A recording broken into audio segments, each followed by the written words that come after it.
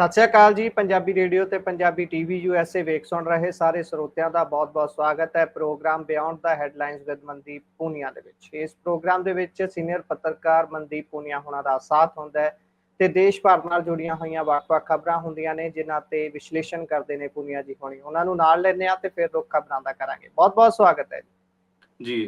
ਸ਼ੁਕਰੀਆ ਗੁਰਪ੍ਰੀਤ ਤੇ ਸਤਿ ਸ਼੍ਰੀ ਅਕਾਲ ਜੀ। ਸੋ ਸਭ ਤੋਂ ਪਹਿਲਾਂ ਪਾਇਓ ਚਾਨਣਾ ਕਿ ਦੇਸ਼ ਦੇ ਵਿੱਚ ਆਜ਼ਾਦੀ ਤੋਂ ਬਾਅਦ ਪਹਿਲੀ ਵਾਰ ਜਾਤੀ ਆਧਾਰਿਤ ਜਨਗਣਨਾ ਹੋਣ ਜਾ ਰਹੀ ਹੈ। ਉਹ ਵੀ ਉਸ ਸਮੇਂ ਐਲਾਨ ਕੀਤਾ ਕੇਂਦਰ ਨੇ ਜਦੋਂ ਬਿਹਾਰ ਦੇ ਵਿੱਚ ਚੋਣਾਂ ਬਿਲਕੁਲ ਸਿਰ ਦੇ ਉੱਤੇ ਨੇ ਤੇ ਦੂਜੇ ਪਾਸਿਓਂ ਜੇ ਵਿਰੋਧੀ ਧਿਰ ਦੇ ਨੇਤਾ ਦੀ ਗੱਲ ਕਰ ਲਈਏ ਉਹ ਵੀ ਸਾਥ ਦੇ ਰਹੇ ਨੇ ਇਸ ਮਾਮਲੇ ਦੇ ਵਿੱਚ। ਕਰਿਓ ਗੱਲ ਜਰਾ। ਹਾਂਜੀ।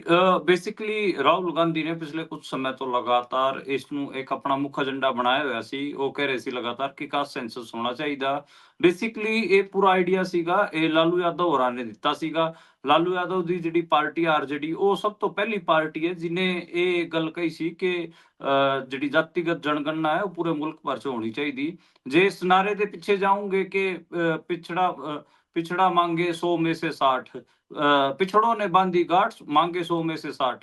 ਤੇ ਇਹ ਇੱਕ ਨਾਰਾ ਪ੍ਰਚਲਿਤ ਤੌਰ ਤੇ ਜਿਹੜੇ ਸਮਾਜਵਾਦੀ ਸੀਗੇ 1960-1970 ਦੇ ਦਸ਼ਕ 'ਚ ਉਹ ਲਾਉਂਦੇ ਰਹੇ ਹੈ ਕਿ ਰਾਮ ਮਨੋਹਰ ਲੋਹੀਆ ਤੋਂ ਲੈ ਕੇ ਚੌਧਰੀ ਚਰਨ ਸਿੰਘ, ਇਹ ਸਾਰੇ ਇਸ ਚੀਜ਼ ਬਾਰੇ ਗੱਲ ਕਰਦੇ ਰਹੇ ਹੈ ਕਿ ਪਿਛੜਿਆਂ ਨੂੰ ਉਹਨਾਂ ਦਾ ਹੱਕ ਮਿਲਣਾ ਚਾਹੀਦਾ।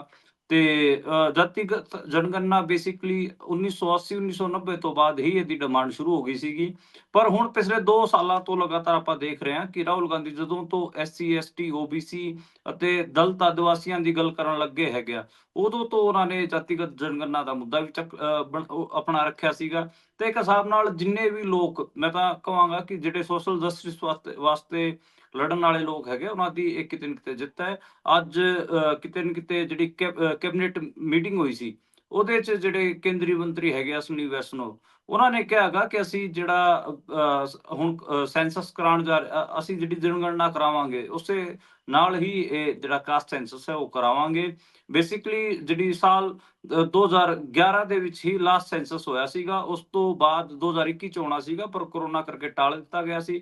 ਹਜੇ ਤੱਕ ਉਹ ਸੈਂਸਸ ਸ਼ੁਰੂ ਨਹੀਂ ਹੋਇਆਗਾ। ਇਹ ਕਿਹਾ ਜਾ ਰਿਹਾ ਹੈਗਾ ਕਿ ਜਿਹੜੇ ਇਸ ਸਾਲ ਦੇ ਸਤੰਬਰ ਤੋਂ ਕਿਤੇ ਨਾ ਕਿਤੇ ਜਿਹੜੇ ਸੈਂਸਸ ਹੈ ਉਹ ਸ਼ੁਰੂ ਹੋ ਸਕਦਾ ਹੈਗਾ। ਕਈ ਲੋਕ ਇਹ ਵੀ ਕਹਿ ਰਹੇ ਨੇ 2026 ਚ ਇਹ ਜਿਹੜੀ ਜਨਗਣਨਾ ਉਹ ਸ਼ੁਰੂ ਹੋ ਸਕਦੀ ਹੈ। ਹਜੇ ਤੱਕ 15 ਸਾਲ ਹੋ ਗਏ ਇੰਡੀਆ ਦੇ ਕੋਲ ਉਹਨਾਂ ਦਾ ਸੈਂਸਸ ਨਹੀਂ ਹੈ, ਉਹਨਾਂ ਦੀ ਪਾਪੂਲੇਸ਼ਨ ਦਾ ਡੇਟਾ ਨਹੀਂ ਹੈ। ਤੇ ਇਹ ਹਿਸਾਬ ਲਾ ਲਓ ਉਹ ਹਜੇ ਤੱਕ ਟਲਿਆ ਜਾ ਰਿਹਾ ਹੈਗਾ COVID-19 ਤੋਂ ਬਾਅਦ। ਬੇਸਿਕਲੀ ਪਹਿਲਾਂ ਜਿਹੜਾ ਇੰਡੀਆ ਦੇ ਵਿੱਚ ਜਿਹੜੀ ਸੈਂਸਸ ਹੁੰਦੀ ਸੀਗੀ ਉਹਦੇ 'ਚ ਸਿਰਫ 29 ਕਾਲਮ ਹੁੰਦੇ ਸੀਗੇ। ਹੁਣ ਕਿਹਾ ਜਾ ਰਿਹਾ ਹੈਗਾ ਕਿ ਇਸ ਵਾਰ ਕਾਸਟ ਦਾ ਵੀ ਕਾਲਮ ਕਿਤੇ ਨਾ ਕਿਤੇ ਐਡ ਕੀਤਾ ਜਾ ਸਕਦਾ ਹੈਗਾ। ਹਾਲਾਂਕਿ ਇਹ ਕਿਹਾ ਜਾ ਰਿਹਾ ਹੈਗਾ ਕਿ ਜਿਹੜੀ ਜਾਤੀ ਦੀ ਅਸਲੀ ਸੰਖਿਆ ਹੈਗੀ, ਜਾਤੀਆਂ ਦੀਆਂ ਜਿਹੜੀਆਂ ਸੰਖਿਆਵਾਂ ਨੇ ਉਹਨਾਂ ਨੂੰ ਪ੍ਰੋਸੈਸ ਕਰਨ 'ਚ ਟਾਈਮ ਲੱਗ ਸਕਦਾ ਹੈਗਾ। ਇਹ ਵੀ ਕਿਹਾ ਜਾ ਰਿਹਾ ਹੈਗਾ 27 ਤੱਕ, ਕਿਤੇ 2027 ਤੱਕ ਇਹ ਡੇਟਾ ਬਾਹਰ ਆਉਣਗੇ। ਲੋਕ ਇਹ ਵੀ ਲਿਖ ਰਹੇ ਨੇ ਕਿ ਕਿਤੇ ਨਾ ਕਿਤੇ ਨਿਤੀਸ਼ ਕੁਮਾਰ, ਕਿਉਂਕਿ ਉਹ ਵੀ ਸੋਸ਼ਲ ਜਸਟਿਸ ਦਾ ਮੁੱਦਾ ਲੈ ਕੇ ਚੱਲਦੇ ਨੇ, ਪਿਛੜੇ ਸਮਾਜ ਤੋਂ ਆਉਂਦੇ ਨੇ, ਕਿ ਉਹਨਾਂ ਦੀ ਅਲਾਇੰਸ ਦੀ ਇੱਕ ਸ਼ਰਤ ਇਹ ਵੀ ਹੈ ਕਿ ਉਹਨਾਂ ਨੇ ਕਿਹਾ ਸੀਗਾ ਕਿ ਕਾਸਟ ਸੈਂਸਸ ਹੋਣਾ ਚਾਹੀਦਾ। ਹਜੇ ਤੱਕ 2-3 ਸੂਬਿਆਂ ਦੇ ਵਿੱਚ ਕਾਸਟ ਸੈਂਸਸ ਹੋ ਚੁੱਕਿਆ ਹੈਗਾ, ਉਹਦੇ 'ਚ ਬਿਹਾਰ ਇੱਕ ਹੈਗਾ ਤੇ ਇੱਕ ਸੂਬਾ ਕਿਤੇ ਨਾ ਕਿਤੇ ਤੇਲੰਗਾਨਾ ਵੀ ਹੈਗਾ। ਤੇ ਹੁਣ ਆਪਾਂ ਨੂੰ ਇਹ ਪੂਰੇ ਮੁਲਕ ਭਰ 'ਚ ਦੇਖਣ ਨੂੰ ਮਿਲੂਗਾ। ਉਦੋਂ ਤੋਂ ਕਿਤੇ ਨਾ ਕਿਤੇ ਇੱਕ ਪਿਕਚਰ ਕਲੀਅਰ ਹੋ ਜਾਊਗੀ ਕਿ ਕਿਹੜੀ ਕਾਸਟ ਦੀ ਕਿੰਨੀ ਆਬਾਦੀ ਇੱਥੇ ਹੈਗੀ ਆ। ਤੇ ਇਹਦੇ 'ਚ ਨਾਲ ਦੀ ਨਾਲ ਇਹ ਵੀ ਹੋਣਾ ਚਾਹੀਦਾ, ਮੈਨੂੰ ਲੱਗਦਾ ਗਾ ਕਿ ਜਿਹੜੇ ਰਿਸੋਰਸਿਸ ਨੇ ਉਹਨਾਂ ਬਾਰੇ ਵੀ ਗੱਲ ਹੋਣੀ ਚਾਹੀਦੀ ਕਿ ਜਿਵੇਂ ਇਹ ਲਗਾਤਾਰ ਕਿਹਾ ਜਾਂਦਾ ਹੈਗਾ ਕਿ ਜਿਹੜੇ ਦਲਿਤ ਸਮਾਜ ਤੋਂ ਹੁੰਦੇ ਨੇ ਜਾਂ ਪਿਛੜੀ ਜਾਤੀਆਂ ਤੋਂ ਜਿਹੜੇ ਆਉਂਦੇ ਨੇ, ਪਿਛੜੇ ਸਮਾਜ ਤੋਂ ਹੁੰਦੇ ਨੇ, ਉਹ ਲਗਾਤਾਰ ਇਹ ਗੱਲ ਕਰਦੇ ਨੇ ਕਿ ਸਿਰਫ 1-2% ਜਾਤਾਂ ਕੋਲ ਹੀ ਇੰਡੀਆ ਦੇ 90% ਸੰਸਾਧਨ ਨੇ। ਤੇ ਇਹ ਵੀ ਇਹਦੇ ਤੇ ਵੀ ਕਿਤੇ ਨਾ ਕਿਤੇ ਗੱਲ ਹੋਣੀ ਚਾਹੀਦੀ ਜੀ। ਸੋ ਵੇਖਦੇ ਆ ਕਿੰਨੀ ਗੱਲ ਤੁਰਦੀ ਹੈ ਜਾਂ ਫਿਰ ਇਹ ਸਾਰੀ ਗੇਮ ਉਲਟ ਪੈ ਜਾਂਦੀ ਹੈ। ਪਰ ਅਗਲੀ ਗੱਲ ਤੇ ਜੇਕਰ ਆਪਾਂ ਚੱਲੀਏ ਤਾਂ ਪਹਿਲਗਾਮ ਅਟੈਕ ਦੇ ਨਾਲ ਜੁੜੀਆਂ ਹੋਈਆਂ ਆਪਾਂ ਹਰ ਰੋਜ਼ ਖਬਰਾਂ ਸਾਂਝੀਆਂ ਕਰਦੇ ਹਾਂ ਕਿਉਂਕਿ ਮੁੱਦਾ ਇਹ ਹਾਲ ਫਿਲਹਾਲ ਦੇ ਵਿੱਚ ਇੰਨਾ ਵੱਡਾ ਹੈ ਕਿ ਇਹ ਲੰਬੇ ਸਮੇਂ ਤੱਕ ਚੇਤੇ ਰੱਖਿਆ ਜਾਊਗਾ ਤੇ ਇਸ ਤੇ ਗੱਲ ਹੁੰਦੀ ਰਹੂਗੀ। ਤੇ ਉਧਰ ਪਾਕਿਸਤਾਨ ਨੇ ਇੰਟਰਨੈਸ਼ਨਲ ਬਾਰਡਰ ਦੇ ਉੱਪਰੋਂ ਆਪਣੀਆਂ ਚੌਕੀਆਂ ਦੱਸਿਆ ਜਾ ਰਿਹਾ ਕਿ ਖਾਲੀ ਕਰ ਦਿੱਤੀਆਂ ਨੇ, ਪਾਕਿਸਤਾਨ ਦੇ ਝੰਡੇ ਹਟਾ ਲਏ ਗਏ ਨੇ। ਇਸ ਦਾ ਕੀ ਕਾਰਨ ਹੋ ਸਕਦਾ ਹੈ ਜਾਂ ਇਹਨੂੰ ਕਿਵੇਂ ਦੇਖਦੇ ਹੋ, ਇਹ ਕਿਉਂ ਅਜਿਹਾ ਕੀਤਾ ਜਾਂਦਾ ਹੈ? ਹਾਂ, ਲਗਾਤਾਰ ਜਿਹੜਾ ਇੰਟਰਨੈਸ਼ਨਲ ਬਾਰਡਰ ਹੈ, ਖਾਸਕਰ ਐਲਓਸੀ ਦੇ ਆਲੇ-ਦੁਆਲੇ ਕਹਿ ਲਓ, ਉੱਧਰ ਵੀ ਇੱਕ ਹਲਚਲ ਹੈਗੀ ਆ। ਇਹ ਜਿਹੜਾ ਕਠੂਆ ਵਾਲਾ ਇਲਾਕਾ ਹੈਗਾ, ਉੱਥੇ ਪਰਗਵਾਲ ਇਲਾਕਾ ਹੈਗਾ, ਉੱਥੇ ਪੋਸਟ ਪੈਂਦੀ ਸੀਗੀ। ਉੱਥੇ ਪਾਕਿਸਤਾਨ ਵਾਲਿਆਂ ਨੇ ਆਪਣੇ ਝੰਡੇ ਵੀ ਹਟਾ ਲਏ ਤੇ ਪਿੱਛੇ ਹਟ ਗਏ ਨੇ। ਇਹ ਹੁਣ ਸਮਝ ਨਹੀਂ ਆ ਰਿਹਾ। ਪਾਕਿਸਤਾਨੀ ਜਿਹੜੀ ਸੈਨਾ ਹੈਗੀ ਆ, ਉਹ ਲਗਾਤਾਰ ਸੀਜ਼ ਫਾਇਰ ਵਾਇਓਲੇਸ਼ਨ ਕਰ ਰਹੀ ਹੈਗੀ ਆ। ਇੰਡੀਆ ਲਗਾਤਾਰ ਇਸ ਚੀਜ਼ ਦੀ ਆਰੋਪ ਲਗਾ ਰਿਹਾ ਹੈਗਾ। ਜਿਹੜੇ ਮੈਂ ਦੇਖ ਰਿਹਾ ਸੀਗਾ ਕਿ ਜਿਹੜੇ ਸੋਸ਼ਲ ਮੀਡੀਆ ਅਕਾਊਂਟਸ ਨੇ, ਜਿਹੜੇ ਕਿ ਇੰਡੀਅਨ ਆਰਮੀ ਦੀ ਵੀਡੀਓਜ਼ ਵਗੈਰਾ ਪਾਉਂਦੇ ਨੇ, ਜਿਹੜਾ ਇੰਡੀਅਨ ਆਰਮੀ ਦਾ ਜਿਹੜਾ ਵਰਜ਼ਨ ਹੁੰਦਾ ਗਾ, ਉਹਨੂੰ ਗਲੋਰੀਫਾਈ ਕਰਕੇ ਜਿਹੜੇ ਚਲਾਉਣ ਵਾਲੇ ਲਗਾਤਾਰ ਟਵਿੱਟਰ ਅਕਾਊਂਟ ਹੈਗੇ ਆ, ਉਹ ਸਿਆਲਕੋਟ ਦੀ ਵੀ ਇੱਕ ਵੀਡੀਓ ਪਾ ਰਹੇ ਸੀ। ਉਹਦੇ ਚ ਉਹ ਕਹਿ ਰਹੇ ਸੀਗੇ ਕਿ ਸਿਆਲਕੋਟ ਦੇ ਵਿੱਚ, ਪਾਕਿਸਤਾਨ ਦੇ ਵਿੱਚ ਬਹੁਤ ਸਾਰੀਆਂ ਐਂਬੂਲੈਂਸਾਂ ਦੀ ਆਵਾਜ਼ਾਂ ਨੇ, ਬਹੁਤ ਸਾਰੇ ਕਨਵੋਇਸ ਦੀ ਆਵਾਜ਼ਾਂ ਨੇ, ਉੱਥੇ ਲਗਾਤਾਰ ਕੁਛ ਨਾ ਕੁਛ ਕਰ ਰਿਹਾ ਹੈਗਾ ਇੰਡੀਆ। ਇਸ ਕਿਸਮ ਦੀ ਹਾਲਾਂਕਿ ਇਹਦੇ ਬਾਰੇ ਪੀਟੀਆਈ ਨੇ ਇੱਕ ਰਿਪੋਰਟ ਵੀ ਕੀਤੀ ਹੈਗੀ ਆ। ਕਈ ਕਿਸਮ ਦੀਆਂ ਵੀਡੀਓਜ਼, ਫੇਕ ਵੀਡੀਓਜ਼ ਇੰਡੀਆ ਦੇ ਜਿਹੜੇ ਖਾਸਕਰ ਏਦਾਂ ਦੇ ਲੋਕ ਜਿਹੜੇ ਬੀਜੇਪੀ ਨਾਲ ਸੰਬੰਧ ਰੱਖਦੇ ਨੇ, ਬੀਜੇਪੀ ਦੀ ਵਿਚਾਰਧਾਰਾ ਨਾਲ ਰੱਖਦੇ ਨੇ, ਉਹ ਵਾਰ ਦੇ ਬਹੁਤ ਸਾਰੀਆਂ ਫੇਕ ਵੀਡੀਓਜ਼ ਵੀ ਚਲਾ ਰਹੇ ਨੇ। ਇਸ ਦੇ ਹਿਸਾਬ ਨਾਲ ਜੇ ਆਪਾਂ ਗੱਲ ਕਰਨੀ ਹੋਵੇ ਤੇ ਜਿਹੜਾ ਬਾਰਡਰ ਤੇ ਮਾਹੌਲ ਹੈ, ਉਹ ਟੈਂਸ ਤਾਂ ਹੈ ਹੀ। ਤੇ ਕਈ ਕਿਸਮ ਜਿਵੇਂ ਆਪਾਂ ਕੱਲ ਸੈਕਟਰ 15 ਦੀ ਖਬਰ ਲਈ ਸੀ, ਜੰਮੂ ਕਸ਼ਮੀਰ ਦੇ, ਜਿੱਥੇ ਆਪਾਂ ਦੱਸ ਰਹੇ ਸੀ ਕਿ ਜਿਹੜਾ ਇਹ ਐਲਓਸੀ ਲਾਈਨ ਆਫ ਕੰਟਰੋਲ, ਉੱਥੇ ਦੇ ਆਲੇ ਦੁਆਲੇ ਦੇ ਜਿਹੜੇ ਪਿੰਡ ਨੇ, ਉਹ ਕਿਵੇਂ ਉਹਨਾਂ ਦੇ ਪਿੰਡਾਂ ਵਾਲੇ ਲੋਕ ਵਿਚਾਰੇ ਬੰਕਰਾਂ 'ਚ ਸ਼ਿਫਟ ਹੋ ਗਏ ਹੈਗੇ ਆ। ਉਸ ਕਿਸਮ ਦੀਆਂ ਲਗਾਤਾਰ ਲਾਈਨ ਆਫ ਕੰਟਰੋਲ ਜਿਹੜੀ ਹੈਗੀ ਆ, ਐਲਓਸੀ ਹੈਗੀ ਆ, ਉੱਥੇ ਸਥਿਤਤਾ ਨਾਜ਼ੁਕ ਬਣੀ ਹੋਈ ਹੈ ਜੀ। ਜੀ, ਉਸੇ ਦੇ ਨਾਲ ਹੁਣ ਉੱਥੇ ਆਲੇ ਦੁਆਲੇ ਪਹਿਲਗਾਮ ਹਮਲੇ ਤੋਂ ਬਾਅਦ ਜਿਹੜਾ ਸੁਰੱਖਿਆ ਤੰਤਰ ਹੈ, ਉਸ ਨੂੰ ਹੋਰ ਮਜ਼ਬੂਤ ਕਰਨ ਦੇ ਲਈ ਐਨਐਸਏਬੀ ਦੇ ਵਿੱਚ ਜਿਹੜੇ ਸਾਬਕਾ ਰॉ ਚੀਫ ਸਮੇਤ 7 ਸੁਰੱਖਿਆ ਮਾਹਰ ਜਿਹੜੇ ਨੇ ਸ਼ਾਮਲ ਕੀਤੇ ਗਏ ਨੇ। ਦੇਖੋ, ਜਿਹੜੇ ਆਪਾਂ ਨੂੰ ਪਤਾ ਹੈ ਕਿ ਐਨਐਸਏ, ਨੈਸ਼ਨਲ ਸਿਕਿਉਰਿਟੀ ਐਡਵਾਈਜ਼ਰ ਨੇ, ਉਹ ਤਾਂ ਅਜੀਤ ਡੋਭਾਲ ਹੀ ਹੈਗੇ ਆ। ਇਹਨਾਂ ਨੇ ਇੱਕ ਐਨਐਸਏ ਵੀ ਬਣਾ ਰੱਖਿਆ ਹੈਗਾ ਜੀ। ਉਹਦਾ ਨਵੇਂ ਸਿਰੇ ਤੋਂ ਗਠਨ ਕੀਤਾ ਗਿਆ ਹੈਗਾ। ਉਹਦੇ 'ਚ ਜਿਹੜੇ ਅਲੋਕ ਜੋਸ਼ੀ ਹੈਗੇ ਆ, ਜਿਹੜੇ ਕਿ ਰॉ ਦੇ ਪੁਰਾਣੇ ਚੀਫ ਰਹੇ ਨੇ, ਉਹਨਾਂ ਨੂੰ ਇਹਦਾ ਚੇਅਰਮੈਨ ਬਣਾਇਆ ਗਿਆ ਹੈਗਾ। ਇਸ ਤੋਂ ਇਲਾਵਾ 6 ਜਿਹੜੇ ਮੈਂਬਰ ਹੈਗੇ ਆ, ਉਹ ਵੀ ਸ਼ਾਮਲ ਕੀਤੇ ਗਏ ਨੇ। ਜ਼ਿਆਦਾਤਰ ਆਰਮੀ, ਨੇਵੀ ਅਤੇ 에ਅਰ ਫੋਰਸ ਦੇ ਸਾਬਕਾ ਅਫਸਰ ਨੇ ਜਾਂ ਫਿਰ ਡਿਪਲੋਮੈਟ ਨੇ। ਇਹਦੇ 'ਚ ਸਾਬਕਾ 에ਅਰ ਮਾਰਸ਼ਲ ਲੈਫਟੀਨੈਂਟ ਜਨਰਲ ਅਜੇ ਕੁਮਾਰ, ਰੀਅਰ ਐਡਮਿਰਲ, ਜਾਂ ਫਿਰ ਜਿਹੜੇ ਸਾਬਕਾ ਡਿਪਲੋਮੈਟ ਨੇ, ਜਿਹੜੇ ਕਿ ਰਸੀਆ ਦੇ ਵਿੱਚ ਇੰਡੀਅਨ ਐਂਬੈਸਡਰ ਵੀ ਸੀ, ਡੀ ਬਾਲਾ, ਸਾਬਕਾ ਆਈਪੀਐਸ ਅਫਸਰ ਰਾਜੀਵ ਰੰਜਨ, ਤੇ ਸਾਬਕਾ ਆਈਪੀਐਸ ਅਫਸਰ ਮਨਮੋਹਨ ਸਿੰਘ ਵੀ ਇਹਦੇ 'ਚ ਹੈਗੇ ਆ। ਇਹ ਮੋਟਾ-ਮੋਟਾ ਇਹ ਬੋਰਡ ਗਠਿਤ ਕੀਤਾ ਗਿਆ ਹੈਗਾ। 2018 ਦੇ ਵਿੱਚ ਲਾਸਟ ਇਹ ਗਠਿਤ ਕੀਤਾ ਗਿਆ ਸੀਗਾ। ਹੁਣ ਦੁਬਾਰੇ ਤੋਂ ਤਕਰੀਬਨ 7 ਸਾਲ ਬਾਅਦ ਇਹਦੀ ਲੋੜ ਪਈ ਤੇ ਦੁਬਾਰੇ ਇਹਨੂੰ ਕੀਤਾ ਗਿਆ ਹੈਗਾ, ਤੇ ਆਲੋਕ ਜੋਸ਼ੀ ਨੂੰ ਇਹਦਾ ਚੀਫ ਬਣਾਇਆ ਗਿਆ ਹੈਗਾ। ਜੀ, ਸੋ ਉਧਰ ਕੋਲਕਾਤਾ ਦੇ ਇੱਕ ਹੋਟਲ ਦੇ ਵਿੱਚ ਭਿਆਨਕ ਅੱਗ ਲੱਗੀ ਹੈ, ਜਿਸ ਦੇ ਨਾਲ ਕਈ ਮੌਤਾਂ ਵੀ ਹੋਈਆਂ ਨੇ। ਕਿਵੇਂ ਅੱਗ ਲੱਗੀ ਹੈ, ਇਸ ਖਬਰ ਤੇ ਜ਼ਰਾ ਪਾਇਓ ਚਾਨਣਾ। ਹਾਂਜੀ, ਕੋਲਕਾਤਾ ਦੇ ਫਾਲਪੱਟੀ ਮਸਵਾ ਇਲਾਕੇ 'ਚ ਕਿਤੇ ਨਾ ਕਿਤੇ ਕੱਲ ਰਾਤ ਨੂੰ ਇਹ ਅੱਗ ਲੱਗੀ ਹੈਗੀ ਹੈ ਇੱਕ ਹੋਟਲ 'ਚ। ਉੱਥੇ 15 ਲੋਕਾਂ ਦੀ ਮੌਕੇ ਤੇ ਮੌਤ ਹੋ ਚੁੱਕੀ ਹੈ ਜੀ। 13 ਲੋਕ ਗੰਭੀਰ ਤੌਰ ਤੇ ਘਾਇਲ ਹਨ। ਉਹਨਾਂ ਚੋਂ ਮਤਲਬ ਕਈ ਲੋਕਾਂ ਦੇ ਫੌਤ ਹੋਣ ਦੀ ਖਬਰ ਅੱਗੇ ਆਪਾਂ ਨੂੰ ਮਿਲ ਸਕਦੀ ਹੈ, ਕਿਉਂਕਿ ਬਹੁਤ ਗੰਭੀਰ ਸੱਟਾਂ ਉਹਨਾਂ ਨੂੰ ਵੱਜੀਆਂ ਨੇ। ਤਕਰੀਬਨ 22 ਲੋਕਾਂ ਨੂੰ ਬਚਾਇਆ ਗਿਆ ਹੈਗਾ। 2 ਮਹਿਲਾਵਾਂ, ਇੱਕ ਬੱਚਾ, ਤੇ ਤਕਰੀਬਨ 12 ਜਿਹੜੇ ਮੇਲ ਹੈਗੇ ਆ, ਉਹ ਇਹਦੇ 'ਚ ਹਜੇ ਤੱਕ ਉਹਨਾਂ ਦੀ ਮੌਤ ਹੋਣ ਦੀ ਖਬਰ ਹੈ। 8 ਜਾਣਿਆਂ ਦੀ ਪਛਾਣ ਕਰ ਲਈ ਗਈ ਹੈਗੀ ਆ। 4 ਜਾਣੇ ਹਜੇ ਵੀ ਅਣਪਛਾਤੇ ਨੇ। ਇਹ ਮੋਟਾ-ਮੋਟਾ ਨਿਕਲ ਕੇ ਆ ਰਿਹਾ ਹੈਗਾ। ਤਕਰੀਬਨ ਹਾਂ, ਮੈਂ ਹੁਣ ਵੀ ਮੇਰੇ ਫੋਨ ਤੇ ਜਿਵੇਂ ਦੇਖ ਰਿਹਾ ਹਾਂ, ਫਲੈਸ਼ ਆਈ ਹੈ। ਤਕਰੀਬਨ 14 ਡੈਥ ਹੋ ਚੁੱਕੀ ਹੈ। ਜਦੋਂ ਮੈਂ ਬੁਲੇਟਿਨ ਲਿਖ ਰਿਹਾ ਸੀ, ਉਦੋਂ ਆਪਾਂ 15 ਕਹਿ ਰਹੇ ਸੀਗੇ। 14 ਡੈਡ ਬੋਡੀਜ਼ ਕੱਢੀਆਂ ਜਾ ਚੁੱਕੀਆਂ ਨੇ, ਤੇ ਹੁਣ ਵੀ ਇੱਕ ਇਹ ਕਿਹਾ ਜਾ ਰਿਹਾ ਹੈਗਾ, ਇੱਕ ਹੋਰ ਫੌਤ ਹੋ ਗਿਆ, ਇੱਕ ਦੀ ਹੋਰ ਮੌਤ ਹੋਈ ਹੈ। ਇਹ ਗੱਲ ਨਿਕਲ ਕੇ ਸਾਹਮਣੇ ਆ ਰਹੀ ਹੈ। ਬੇਸਿਕਲੀ ਸ਼ਾਰਟ ਸਰਕਟ ਕਰਕੇ ਹੋਟਲ 'ਚ ਅੱਗ ਲੱਗੀ ਸੀਗੀ। ਹੁਣ ਹੋਟਲ ਤੇ ਰੈਸਕਿਊ ਟੀਮ ਲਗਾਤਾਰ ਰੈਸਕਿਊ ਕਰ ਰਹੀ ਹੈਗੀ ਆ। ਇਹ ਮੋਟਾ-ਮੋਟਾ ਜੀ ਹਜੇ ਤੱਕ ਅਪਡੇਟ ਹੈਗੀ ਆ, ਪਰ ਮਤਲਬ 15-16 ਲੋਕਾਂ ਦੀ ਡੈਥ ਬਹੁਤ ਵੱਡੀ ਖਬਰ ਹੈ ਜੀ। ਇੱਕ ਪਾਸੇ ਪਹਿਲਗਾਮ ਵਾਲਾ ਮੁੱਦਾ ਹੈ, ਪਰ ਲੰਬੇ ਸਮੇਂ ਤੋਂ ਦੇਸ਼ ਦੇ ਵਿੱਚ ਇੱਕ ਹੋਰ ਸੂਬਾ ਜਿਹੜਾ ਜਲ ਰਿਹਾ ਹੈ, ਅੱਗ ਦੇ ਵਿੱਚ ਝੋਕਿਆ ਹੋਇਆ ਹੈ, ਪਰ ਉਧਰ ਧਿਆਨ ਸਰਕਾਰ ਨੇ ਕੋਈ ਨਹੀਂ ਦਿੱਤਾ। ਉਹ ਹੈ ਮਣੀਪੁਰ। ਮਣੀਪੁਰ ਦੇ ਵਿੱਚ ਕਹਿੰਦੇ ਮੁੱਖ ਮੰਤਰੀ ਸਾਹਿਬ ਨੇ ਵੀ ਅਸਤੀਫਾ ਦੇ ਦਿੱਤਾ ਸੀ ਪਿੱਛੇ ਜਿਹੇ, ਪਰ ਹੁਣ ਉੱਥੋਂ ਦੇ 21 ਵਿਧਾਇਕ ਨੇ ਜਿਹੜੇ, ਉਹਨਾਂ ਨੇ ਅਮਿਤ ਸ਼ਾਹ ਨੂੰ, ਦੇਸ਼ ਦੇ ਗ੍ਰਹਿ ਮੰਤਰੀ ਨੂੰ ਪੱਤਰ ਲਿਖਿਆ ਹੈ। ਪੱਤਰ 'ਚ ਕੀ ਲਿਖਦੇ ਨੇ ਜੀ ਉਹ? ਬੇਸਿਕਲੀ ਇਹਨਾਂ ਨੇ ਇੱਕ ਲੈਟਰ ਲਿਖ ਕੇ ਕਿਹਾ ਹੈਗਾ ਕਿ ਕਿਤੇ ਨਾ ਕਿਤੇ ਦੁਬਾਰੇ ਤੋਂ ਇਸ ਰਾਜ ਦੇ ਵਿੱਚ, ਇਸ ਸਟੇਟ ਦੇ ਵਿੱਚ ਸ਼ਾਂਤੀ ਬਹਾਲ ਲਿਓ। ਉਦਾਂ ਇਹ ਜਿੰਨੇ ਵੀ ਵਿਧਾਇਕ ਨੇ ਉਹਨਾਂ ਚੋਂ ਜ਼ਿਆਦਾਤਰ ਵਿਧਾਇਕ ਬੀਜੇਪੀ ਦੇ ਨੇ, 13 ਵਿਧਾਇਕ ਬੀਜੇਪੀ ਦੇ ਨੇ, 3 ਐਨਪੀਪੀ ਦੇ ਨੇ, 3 ਨਾਗਾ ਫਰੰਟ ਦੇ ਨੇ, ਤੇ ਜੀ 2 ਹੋਰ ਵਿਧਾਨ ਸਭਾ ਸਦੱਸਿਆ ਨੇ ਜਿਹੜੇ ਕਿ ਬੇਸਿਕਲੀ ਇੰਡੀਪੈਂਡੈਂਟ ਜਿੱਤੇ ਹੋਏ ਨੇ। ਇਹਨਾਂ ਚ ਇਹਨਾਂ ਨੂੰ ਲੱਗ ਰਿਹਾ ਹੈਗਾ ਕਿ ਦੇਖੋ, ਇਹਨਾਂ ਨੇ ਕਿਹਾ ਹੈਗਾ ਕਿ ਅਸੀਂ ਜਦੋਂ ਸਾਡੇ ਤੇ ਰਾਸ਼ਟਰਪਤੀ ਸ਼ਾਸਨ ਲਾਇਆ ਗਿਆ ਉਦੋਂ ਅਸੀਂ ਉਹ ਵੀ ਸਵੀਕਾਰ ਕੀਤਾ ਸੀਗਾ, ਪਰ ਪਿਛਲੇ 3 ਮਹੀਨਿਆਂ ਤੋਂ ਕਿਤੇ ਨਾ ਕਿਤੇ ਜਿਹੜੇ ਉੱਥੇ ਪੀਸ ਵਾਸਤੇ ਕਿਸੇ ਕਿਸਮ ਦੀ ਕਾਰਵਾਈ ਨਹੀਂ ਵੇਖੀ ਗਈ ਹੈਗੀ ਆ, ਕੋਈ ਵੀ ਐਫਰਟ ਕੇਂਦਰ ਸਰਕਾਰ ਨਹੀਂ ਲਾ ਰਹੀ ਹੈ। ਇਸ ਕਰਕੇ ਉੱਥੇ ਜਿਹੜੀ ਵਾਇਲੈਂਸ ਹੈ ਉਹ ਦੁਬਾਰੇ ਤੋਂ ਵੱਧ ਸਕਦੀ ਹੈ। ਇਹ ਗੱਲ ਉਹਨਾਂ ਨੇ ਕਹੀ ਹੈ ਤੇ ਉਹਨਾਂ ਨੇ ਇਹ ਵੀ ਕਿਹਾ ਹੈਗਾ ਕਿ ਦੁਬਾਰੇ ਤੋਂ ਕਿਤੇ ਨਾ ਕਿਤੇ ਸ਼ਾਂਤੀ ਸਥਾਪਿਤ ਕਰਨ ਵਾਸਤੇ ਜ਼ੋਰ ਲਾਉਣਾ ਚਾਹੀਦਾ। ਇਹਦੇ ਤੇ ਇੱਕ ਖਬਰ ਇਹ ਵੀ ਹੈ ਕਿ ਬਹੁਤ ਸਾਰੇ ਨਾਗਰਿਕ ਸੰਗਠਨਾਂ ਨੇ, ਉੱਥੋਂ ਦੀ ਜਿਹੜੀ ਸਿਵਲ ਸੁਸਾਇਟੀ ਦੀ ਆਰਗੇਨਾਈਜੇਸ਼ਨਾਂ ਨੇ, ਉਹਨਾਂ ਨੇ ਬੀਤੇ 10 ਅਪ੍ਰੈਲ ਵੀ ਇੱਕ ਲੈਟਰ ਲਿਖਿਆ ਸੀ, ਉਹ ਰਾਸ਼ਟਰਪਤੀ ਨੂੰ ਲੈਟਰ ਲਿਖਿਆ ਸੀਗਾ ਤੇ ਉਹਦੇ 'ਚ ਉਹਨਾਂ ਨੇ ਕਿਹਾ ਸੀਗਾ ਕਿ ਕਿਤੇ ਨਾ ਕਿਤੇ ਉੱਥੇ ਬਹੁਤ ਸਾਰੀਆਂ ਜਿਹੜੇ ਵਾਇਲੈਂਸ ਹੈਗੀਆਂ ਉਹ ਰੋਕੀਆਂ ਜਾ ਸਕਦੀਆਂ ਨੇ, ਪਰ ਉੱਥੇ ਕਿਸੇ ਕਿਸਮ ਦਾ ਪਿਛਲੇ 3-4 ਮਹੀਨਿਆਂ ਤੋਂ ਕਿਸੇ ਵੀ ਕਿਸਮ ਦਾ ਧਿਆਨ ਸੈਂਟਰ ਵੱਲੋਂ ਨਹੀਂ ਦਿੱਤਾ ਜਾ ਰਿਹਾ। ਇਹ ਉਹਦੇ 'ਚ ਜੀ ਵੀ ਆਰੋਪ ਲਾਇਆ ਸੀ। ਹੁਣ ਵਿਧਾਇਕ ਵੀ ਇਹੀ ਕਹਿ ਰਹੇ ਨੇ ਤੇ ਉਸ ਲੈਟਰ 'ਚ ਜਿਹੜੇ ਸਿਵਲ ਸੁਸਾਇਟੀ ਦੇ ਆਰਗੇਨਾਈਜੇਸ਼ਨ ਸੀਗੇ ਉਹ ਵੀ ਇਹੀ ਕਹਿ ਰਹੇ ਨੇ। ਇਹ ਮੋਟਾ-ਮੋਟਾ ਹੈਗਾ। ਉਹਦੇ 'ਚ ਆਪਾਂ ਨੂੰ ਲਗਾਤਾਰ ਪਤਾ ਹੀ ਹੈ ਕਿ ਸਭ ਤੋਂ ਜ਼ਿਆਦਾ ਜਿਹੜੇ ਪ੍ਰਭਾਵਿਤ ਜ਼ਿਲ੍ਹੇ ਨੇ ਤੇਂਗਨੂਪਾਲ, ਚੂਰਾਚਾਂਦਪੁਰ, ਬਿਸ਼ਨੂਪੁਰ, ਇੰਫਾਲ ਵੈਸਟ, ਇੰਫਾਲ ਈਸਟ ਤੇ ਮੈਤੇਈਰ ਅਤੇ ਕੁੱਕੀਆਂ ਦੇ ਵਿੱਚ ਇਹ ਕਨਫਲਿਕਟ ਚੱਲ ਰਿਹਾ ਹੈਗਾ।